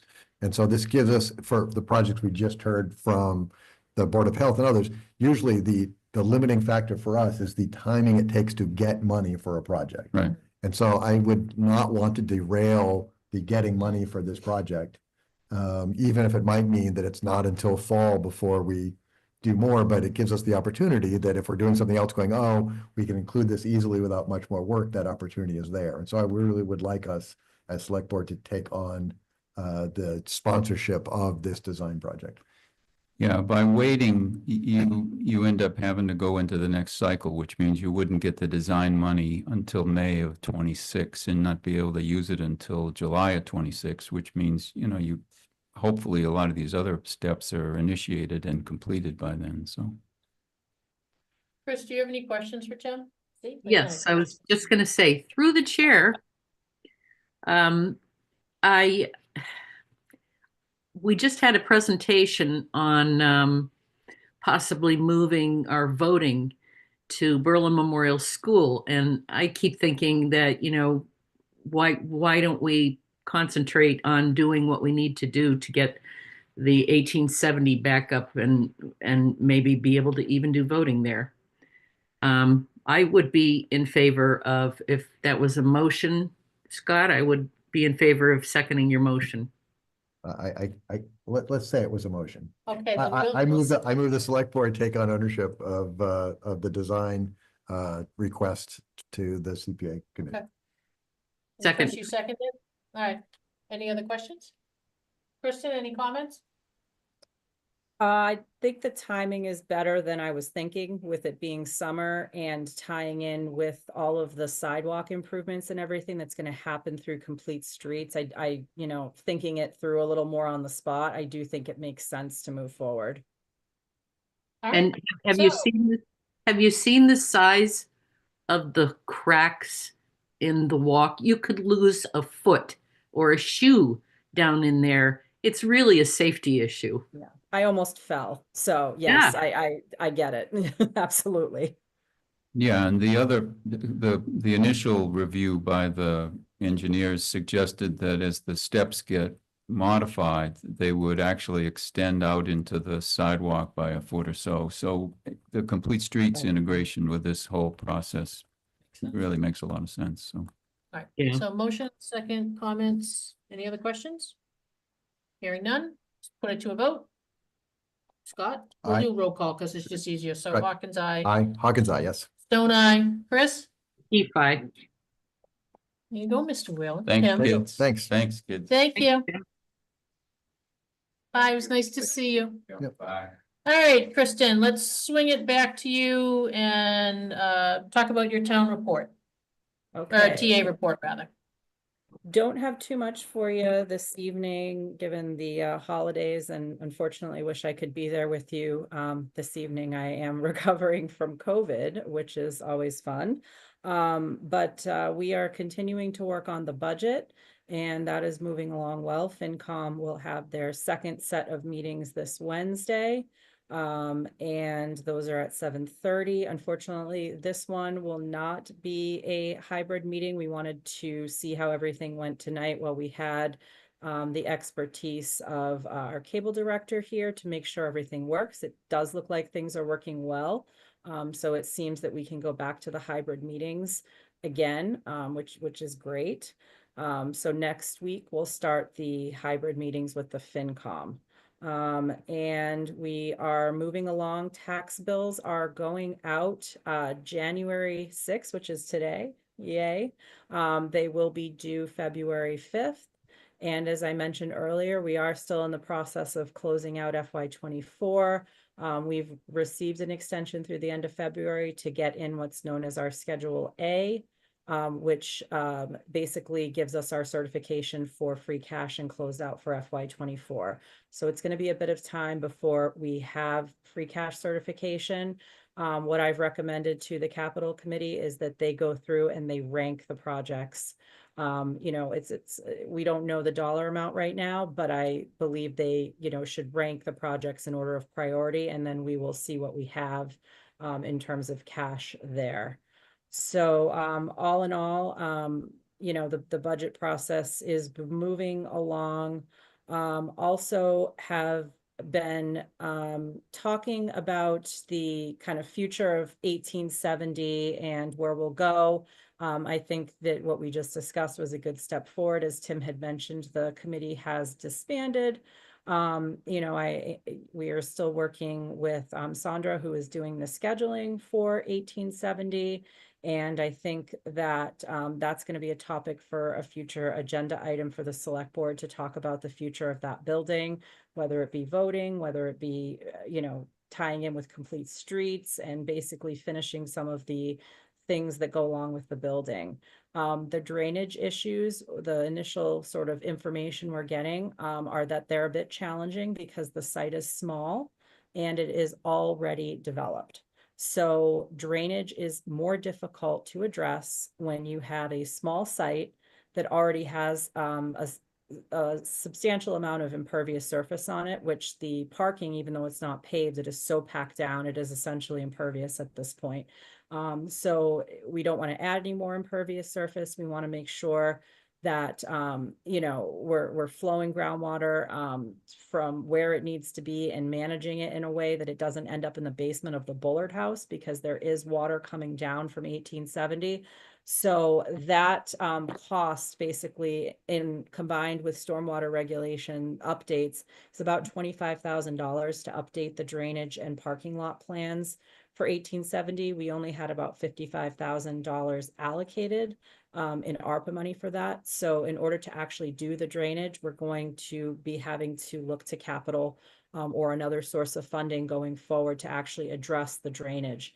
If we had a larger site, they could do things like rain gardens or, you know, sort of features like retention ponds on the site. But unfortunately, given how tight the site is, you're talking structurally built features in order to address that runoff. But I would really hate to put the parking lot in. I would hate to make improvements to, you know, significant improvements to the foundation at Bullard when, you know, we have this underlying issue going on that needs to be addressed. So that is something I've been working with the Historical Commission on, and will continue to do so.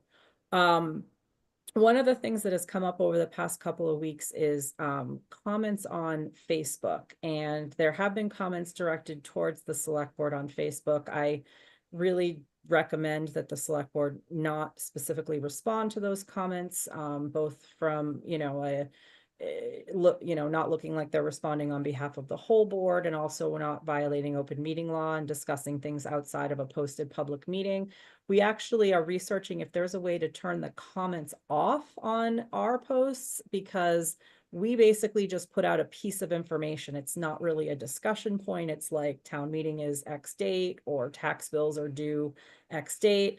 But what I would encourage folks to do in the meantime, because we're having a bit of a challenge with it being a page as opposed to an account, and addressing the comments there, I'm going to be reaching out to CM Geeks, but I would encourage folks to really call the office or email or stop by if they have any specific questions. It's not that, you know, we're ignoring you on Facebook. It's just not an appropriate way for us to respond. But if you reach out to the office or an individual select board member, you know, if you see them around town, or come by, and we can certainly get you an answer, we're happy to do so. So those were the main updates that I had for you this evening. Kristen, I have a question. Given that the 1870 has submitted their, for lack of a better word, resignation, do we need to follow up with Eloise and make them a committee anymore? Or did they ever go through Eloise to be an official town committee? I'll Or did follow they up just with fall her. into us? I don't think Let they me- did. I don't think they did, but you can check it on it. I'll follow up with Eloise and see what, if anything, she might need. All right.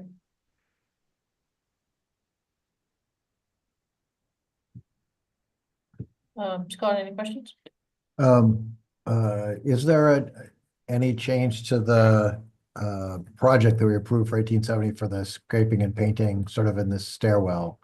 I think the last thing I read on correspondence was that there was a scheduling issue, trying to make sure that it gets scheduled in a way that doesn't interrupt existing events.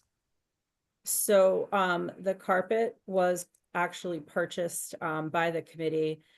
There was a bit of confusion there. And so the good news is the carpet company does work with or know of some independent contractors. And there is a gentleman who has stepped forward and said that he is willing to do the install. I am waiting for a copy of his insurance to confirm that he can list the town as additionally insured. And as he is what they call a sole proprietor, he doesn't have employees, so he's not subject to the prevailing wage component. So I'm in the process of working with them to get that gentleman to move forward with the carpet. Painting, that, as far as I know, has not been scheduled because of the it came in so far over cost. They went back to the carpet at that time, and that is where I think things were left off. Yeah, and unfortunately, the local company that they wanted didn't fill out the paperwork, so we couldn't go with them, so we had to go with someone way out of town for gigantic. Mostly just trying to make sure there's not loose ends that are going to fall Yeah. through at all. So I'm fine. And if I have say free cash hasn't been certified, but we submit the form to the state and it has a free cash number on it.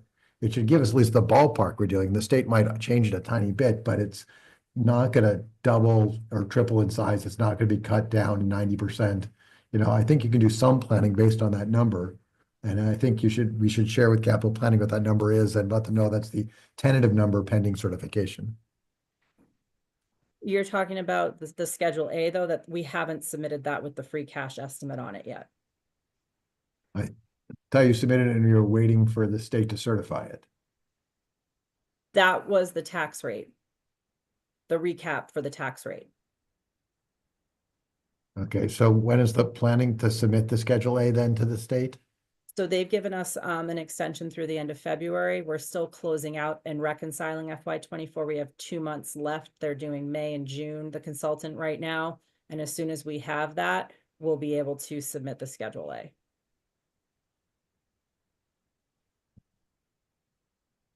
At some point, I've lost the story at some point why we were rushing to have all of our meetings the second week of July so that we can close the books on time, and they're not closed yet. And I don't know that story. We don't need to discuss it now, but at some point, I'd love to know more of the story that got us in the state, because it doesn't make sense in my brain anymore. Okay, and I'd be happy to discuss it. We had to go back and do that full reconciliation, given the change in staffing that we had in the office. I'm done with questions. All Yeah. right, Chris, any questions? Do we have, or Kristen, do you have any meetings that might be coming up that might be of importance to the board? Or can you give us highlights at the next meeting on capital planning and FinCom? Sure. I've definitely been trying to make sure I include that in my report. Capital planning hasn't made any decisions yet. And FinCom will basically hold their first budget meeting other than the school meeting this Wednesday. So I will be sure to include that in the report. As for, I'm not sure other meetings, which ones you might be referring to. Oh, you're muted, Chris. Anything, it could be something new that's coming up. If you have any meetings that, we might want to be aware of. If not, that's fine too. Pretty standard with just budget issues right now. I can't think of anything off the top of my head, but if anything new does surface, I can certainly reach out and let the board know. And like, for instance, for those of us, myself included, who can't make it to the FinCom meeting, and you said it's not a hybrid this week, if you could give us some details of, what was discussed, what was decided, that'd be great at our next Sure. meeting. Yeah, this is just starting the budget presentations from the departments, and we have a budget webpage that we are building, and we have a draft I received of it today. So we'll be putting up more information on the budget there too, to help folks follow along with everything that's going on. Okay, Kristen, the meetings are still taped, correct? The They are. public They're just can't, available like, on pop in YouTube. and ask a question. Yep, and this is the only week we shouldn't have the hybrid. We should have it going forward. I just didn't want to post it and have issues. I just want to make sure tonight went okay first, and we had Brittany tonight, so. Yeah, so the playbacks are always available if someone wants to sit and watch and go through them. Yep. Okay. All right, no other questions for Kristen, so we'll giddy up to old business, which is talk about the discussion on remaining buildings. So Scott, this was one that Yep. you wanted as a carryover week to week, so wasn't quite sure. I just put these down. I don't know if we want to talk just about the order of the buildings to be reviewed. Kristen, you can give us a quick update on the Brown Barn and the demolition process for the old firehouse and rescue building.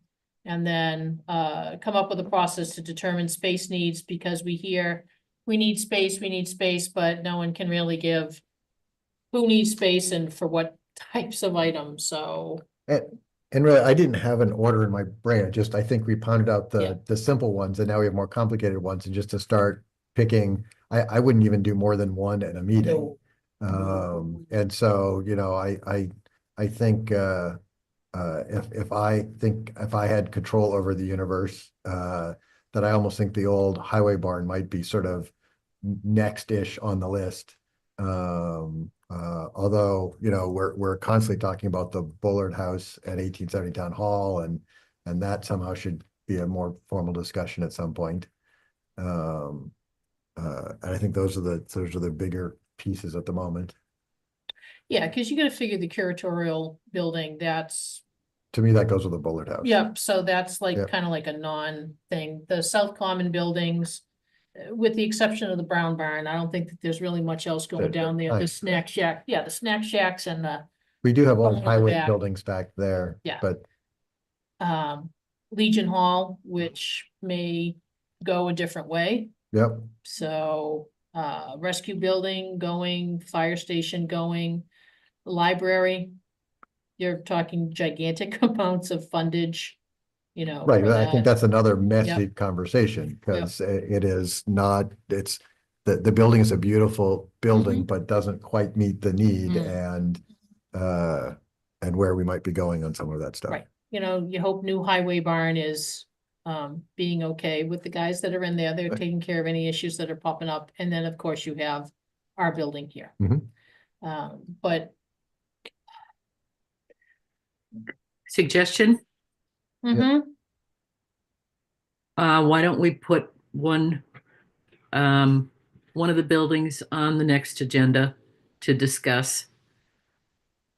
And my other suggestion for the fourth item under this is, I know you can ask departments all you want, and sometimes you don't get any answers about what do you need space for.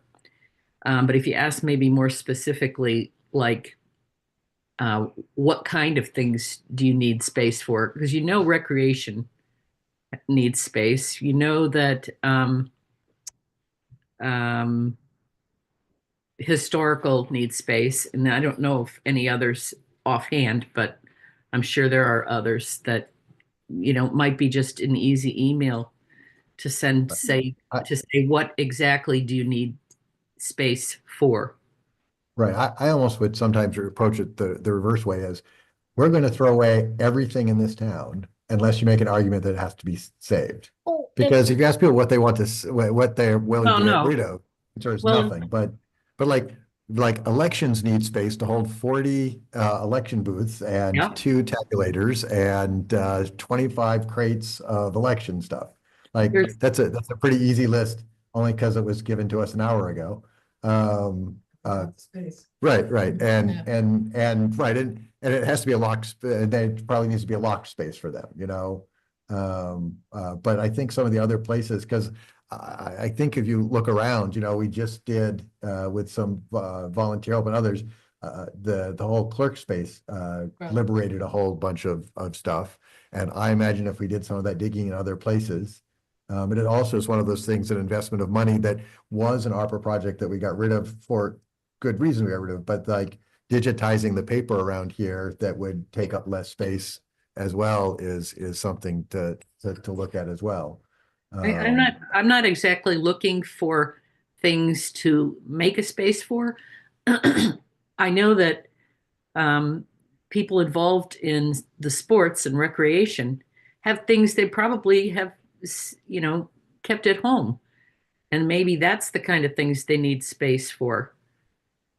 With, Well, you know, whether it's bats and balls and basketballs and soccer nets and that kind of thing.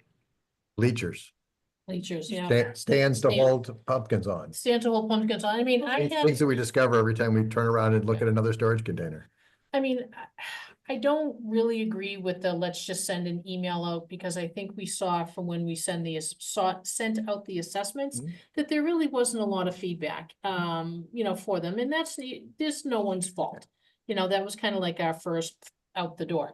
But I'm thinking with this one that, you know, and I'm happy to do it, is to go to each department and to sit there, department, committee, commission, whatever you want to call them. And, you know, ask them a series of questions, and it could be very simple as, hi, I'd like to get onto the personnel agenda. Do you have any need for storage? No, thank you. You know, off I go. I go to energy and say, do you have any need for storage? No, thank you. Yeah, we're good. You know, that's gone. So there's a person there that you can talk to them about, what are you thinking of storing? What is the importance to town? No, it's not a guarantee that we are going to store it.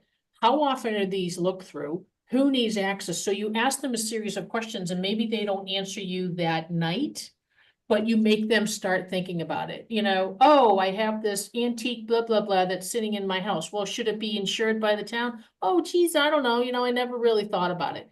It's those types of questions that we need to start looking at all the committees, commissions, departments, you know, whoever they are across the board, and do that, because then they have someone to talk to instead of they're making assumptions on what our email says for that.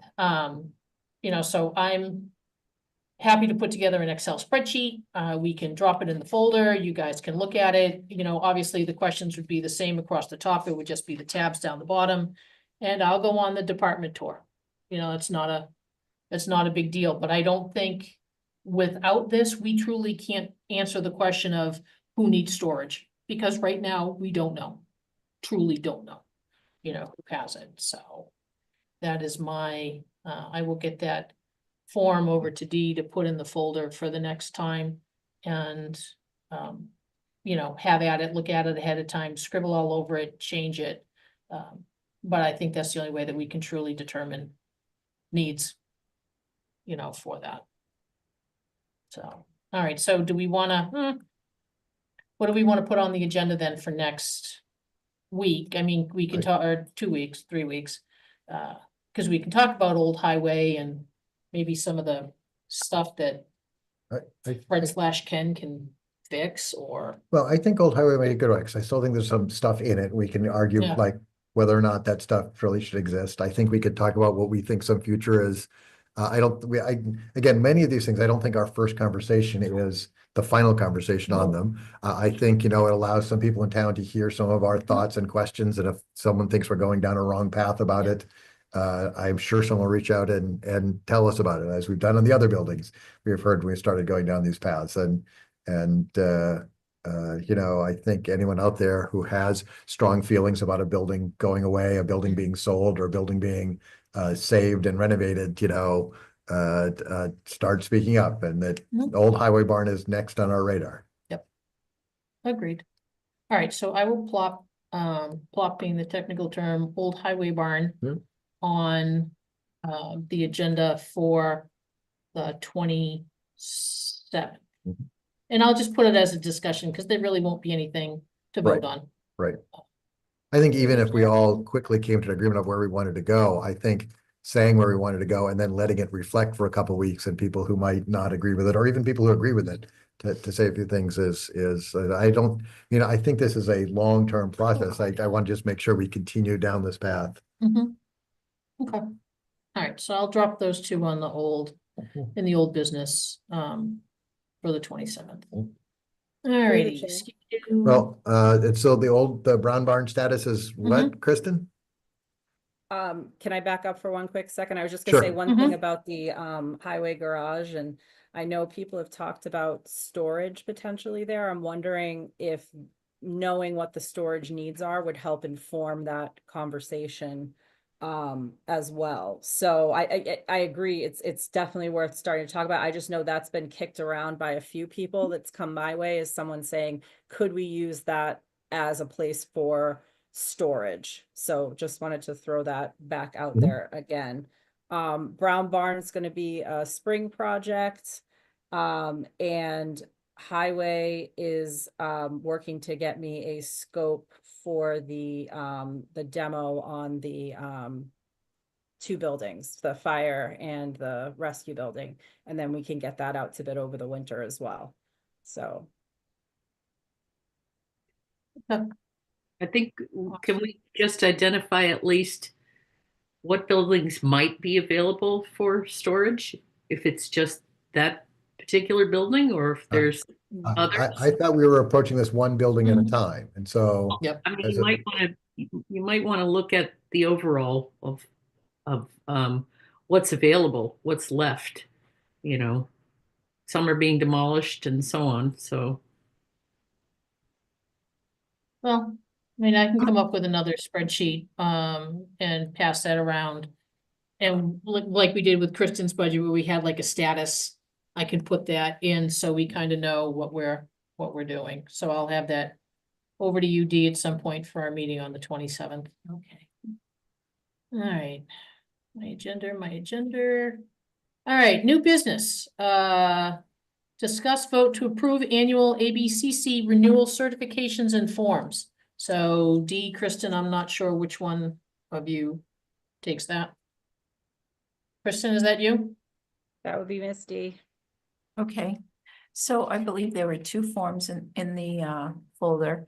One is the certification of anyone who did not renew this year, and also on seasonal population. Did And- Dee, did you by any chance, have you had to make a call to people to say, why aren't you renewing, or you already know why, or?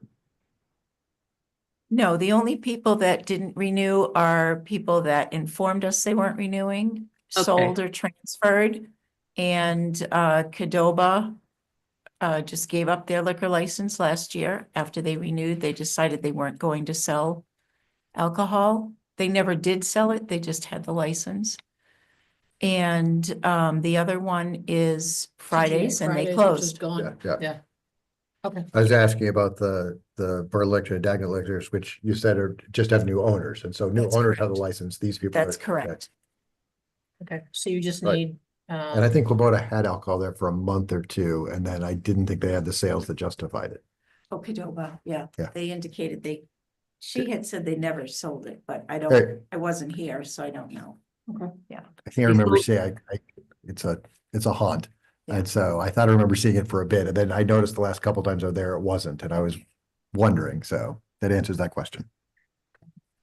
And so I am fine, doing a motion to approve both of these documents. It's one, the list of people who didn't renew, and one that says we don't really have a seasonal population. And Don't so have an increase. right, and so we basically have the same population. is there a second? All right. Any other further discussion? Hearing none, roll call, Hawkins, aye. Stone eye. If Hi, Tim, bye, Lisa, thank you. Okay. All right, so next up is to discuss, what? Oh, Require a vote as well. This is the I don't change of think we're- address I for. don't think we're oh, there yet. Okay, sorry. Yep. We're not on that. one. so, You're right. all right, so we have the renewal certification and the alcoholic beverage. This is a different agenda item. All right, so next up is to discuss and vote to open the annual town meeting, annual town warrant with a close date of February 24th, 2025. can I That's just fine, I ask, read. oops, I'm sorry. sorry. I was just gonna ask, is this how early we opened it in the past? January this early? Yes, I took the schedule we've used for at least the past 4 or 5 years since Margaret was here, and I just update it. So this is according to the calendar, the budget calendar that we put out late last year or mid-fall, sorry. Okay. Is that enough? Is February, whatever it was, 24th. 24th, is that late enough for, do we need Actually, a to? week later than we've done it before. I did push that one out a little bit because I thought that that would give like the planning board a little bit more time, and Tim and I had talked about that. They were happy because that gave them time to hold at least one more hearing. Okay. Just seemed early and that's all. I will move that we open the annual town warrant with a close date of February 24th. Second, All right, no need for further discussion, roll call vote, Hawkins, aye. Stone eye. EFI. All right. Good to go. Next up, discuss vote signs recognizing West Boylston as Super Bowl champions. So I had brought this up at our previous meeting, our last meeting. I was reached out to by a resident in town. I had showed Scott the photo of it, basic sign that we've all seen of, you know, home of football champions, 18 by 24. Boylston and West Boylston have approved it and are going forward with it. They are holding off, waiting on ordering the signs until Berlin chimes in with a yes or no. There is 4 possible spots that they were looking for, nothing specific on that. They were looking at Route 62 coming from Clinton to Berlin. They didn't give a specific location, but I'm thinking that it's the entering Berlin sign on Boylston Road. They talked about West Street near Ruse Garage. They talked about 62 coming in from Hudson. Again, no specific location. I don't know, you know, I'll have to get back to them. Want it by the animal hospital, want it by, you know, Jerry Burns Farm on Lower Sawyer Hill. They said near River Bridge, so I don't know, you know, maybe we stick it near the community garden where the other Berlin sign is. And then my favorite, somewhere on River Road West. So so I don't have specifics. They're thinking those. The only cost to us is installation. And Fred said that that is something he and Highway could do and possibly look at it, sticking it on an already existing pole for that. So as I said, the signs have not been ordered yet. The other towns are waiting on us for this, so I wanted to put it back out for a vote. Fred was fine with it. Have we heard from the building commissioner, Mr. Hanks? I'm sorry. Have we heard from Mr. Hanks On the on the lion sign. on the signs, any bylaw football signs. issues? No, no, All right, I have not heard from him. and police and fire both chimed in with okay. So can we get maybe a conditional go and track down Mr. Hanks? I am fine approving the signs. Is there a second? Yes. All right, lots of discussion already had on it. All those in favor, roll call. Hawkins, aye. Stone eye. EFI. All right, I will get in touch with the gentleman and tell him where to go. And we'll more than likely have more specifics, but again, Dee, if you can just follow up and make sure that we're not, I'll speak with Richard. yeah, violating any sign issue in town. So the next one that came up, Dee, you had sent an email out a while back regarding attendance at West Boylston High on the 21st. There's a basketball game. I'm assuming that the football kids are going to be recognized some way. Do we need to be there? Do we need to do something separate for them? Should we? You are invited to attend, Okay, and the athletic director indicated that all players will be invited. I okay, can't guarantee all will show up, but he said they usually do. yep. And it's usually well attended. Is there anything that we're giving out, proclamations? Yay, If you know? want to give proclamations, we certainly can do that for the Berlin. Do you know if Boylston or West Boyle is doing anything? Cause I don't want us to No. like either stand out like a sore thumb or like hide in the corner. We're not following what they're doing. I spoke with April, the TA in Boylston, and she indicated that generally the kids don't do anything with them when you give them to them. They've already got their state Okay, certificates, and they are not creating anything. anything for them. okay. Well, I mean, I'm happy to go. Love a good basketball game. I don't know what will be required. I'll just go stand there in my 01503 sweatshirt. I think Smile. it's more just a congratulatory Mhm.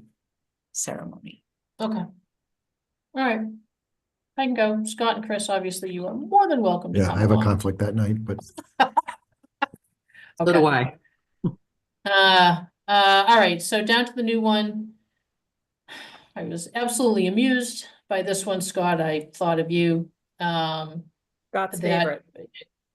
Scott's favorite, that even though the town has given us approval by their vote that we have to discuss and vote to file the recall bylaw petition with our state legislature. right, the mama state that has to like, oversee everything we do, that the legislature has to decide whether or not we're allowed to recall our own elected officials.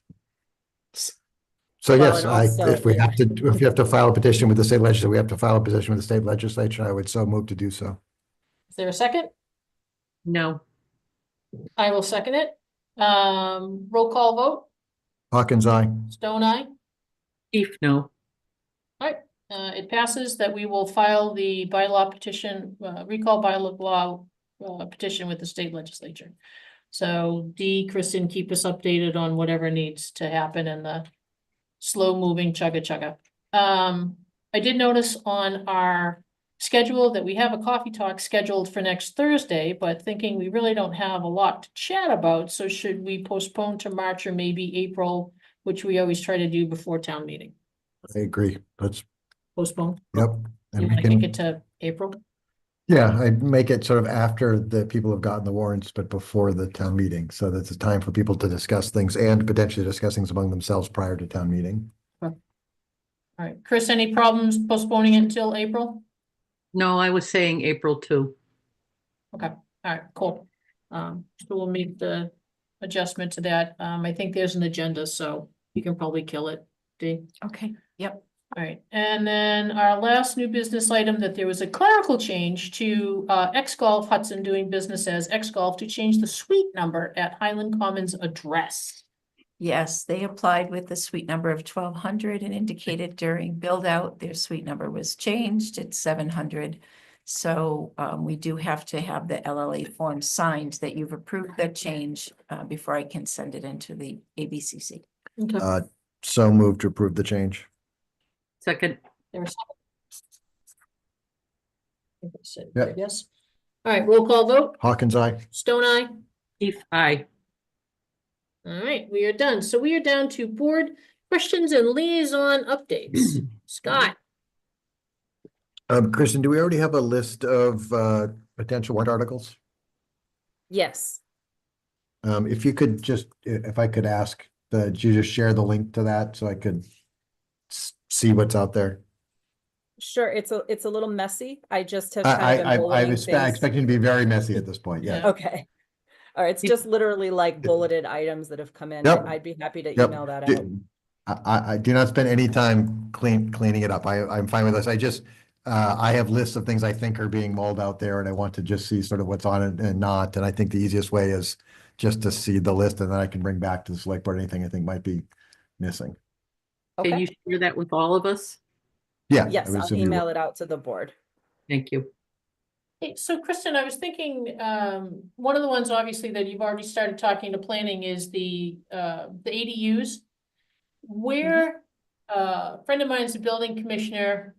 We had a chat about this, I know. Could we talk about anything more exciting? And she was mentioning about how fire is really involved in that, because I guess there's a piece in it that requires the driveway needs to be a certain width, there needs to be access if the dwelling is behind your house. Do we know if planning has looped in fire at all to talk about this? That's a great question. I do not know. However, I have reached out to the planning board at the request and the ZBA and Housing Trust to have that joint discussion on the accessory dwelling units. And the planning board is going to be discussing it at one of their January meetings, and they've invited the select board to attend. Jay Teach is going to give me the date as soon as he has it. So that would be something we could mention to them. I know he says he's working on drafting something at this point. There are state guidelines out there that are pretty specific as to what can and can't be done and how those bylaw revisions should be drafted.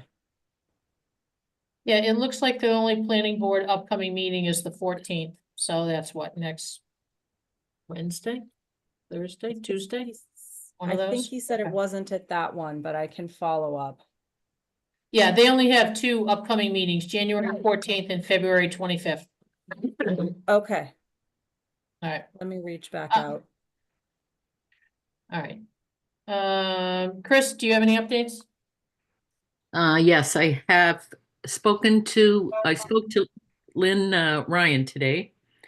And on behalf of the ZBA, they would ask the select board to draft a letter to our senator and representative so that online meetings can be extended permanently. They expire in March. And it's working really well for them, and I think that they would like to continue the way they have. Yeah, I mean, I think the more flexibility government has in having meetings, the better. Could we, since we can't vote on something that's not on the agenda, if you add that, Well, maybe just get a draft. Maybe we could just get a draft for the next meeting and vote on it then. All right. Chris, anything else? No. All right, back to you, Mr. Scott. I would love a point of personal privilege. I am going to be out of town on February 2nd. And because we're currently scheduled to meet the week before, whether or not that meeting could be moved to the 9th without much of a problem. I'm at 10th. 10th. 9th is a Sunday. Oh, right. February 3rd is the day. February 2nd is my dad's birthday, and I'm going to be at his house, and that's a Sunday. So, So what are you asking, Scott? I'm asking to move the February 3rd meeting to February 10th. I have Okay, no problem with it. I have no problem with that. Because you're going to be out of town on the 3rd? Yeah, I'll be out of town on the 3rd. Okay. That Okay. works for me. All right. But in my brain, when I did it every other week, I already thought that was a week off until I got here and realized it wasn't a week off. Well, this At month, least I I think caught kind of, it more than 1 hour before the meeting or something, right? this month, I think kind of hosted us with, Yeah. coffee talk, and then Yep. it was Martin Luther King Day. Okay. But that's all I have in my list. All right, I only have one, and it's really just a shout out to Fred. I ran into a resident at the post office. She lives on South Street, and she said, "Hey, what's going on with the bridge? I've looked all over. I don't have any information. I can't find anything. I've gone out to various websites." So I had reached out to Fred, and he said that he has now put something up on the highway page, which I believe. So if anyone is asked what's going on with the bridge, send them out to the highway page. So thank you, Mr. Fred. Appreciate you doing that. And then there's been no other meetings because of the holiday. So our next meeting, there is no coffee talk on the 16th. Our next meeting will be the 27th of this month. Is there anything else to discuss? If not, I will entertain a motion to go. So moved. Second, Roll call. Hawkins, aye. Stone eye. keep I. All right. See you in a couple weeks. See you in a couple weeks. Thanks, everyone. Thanks all.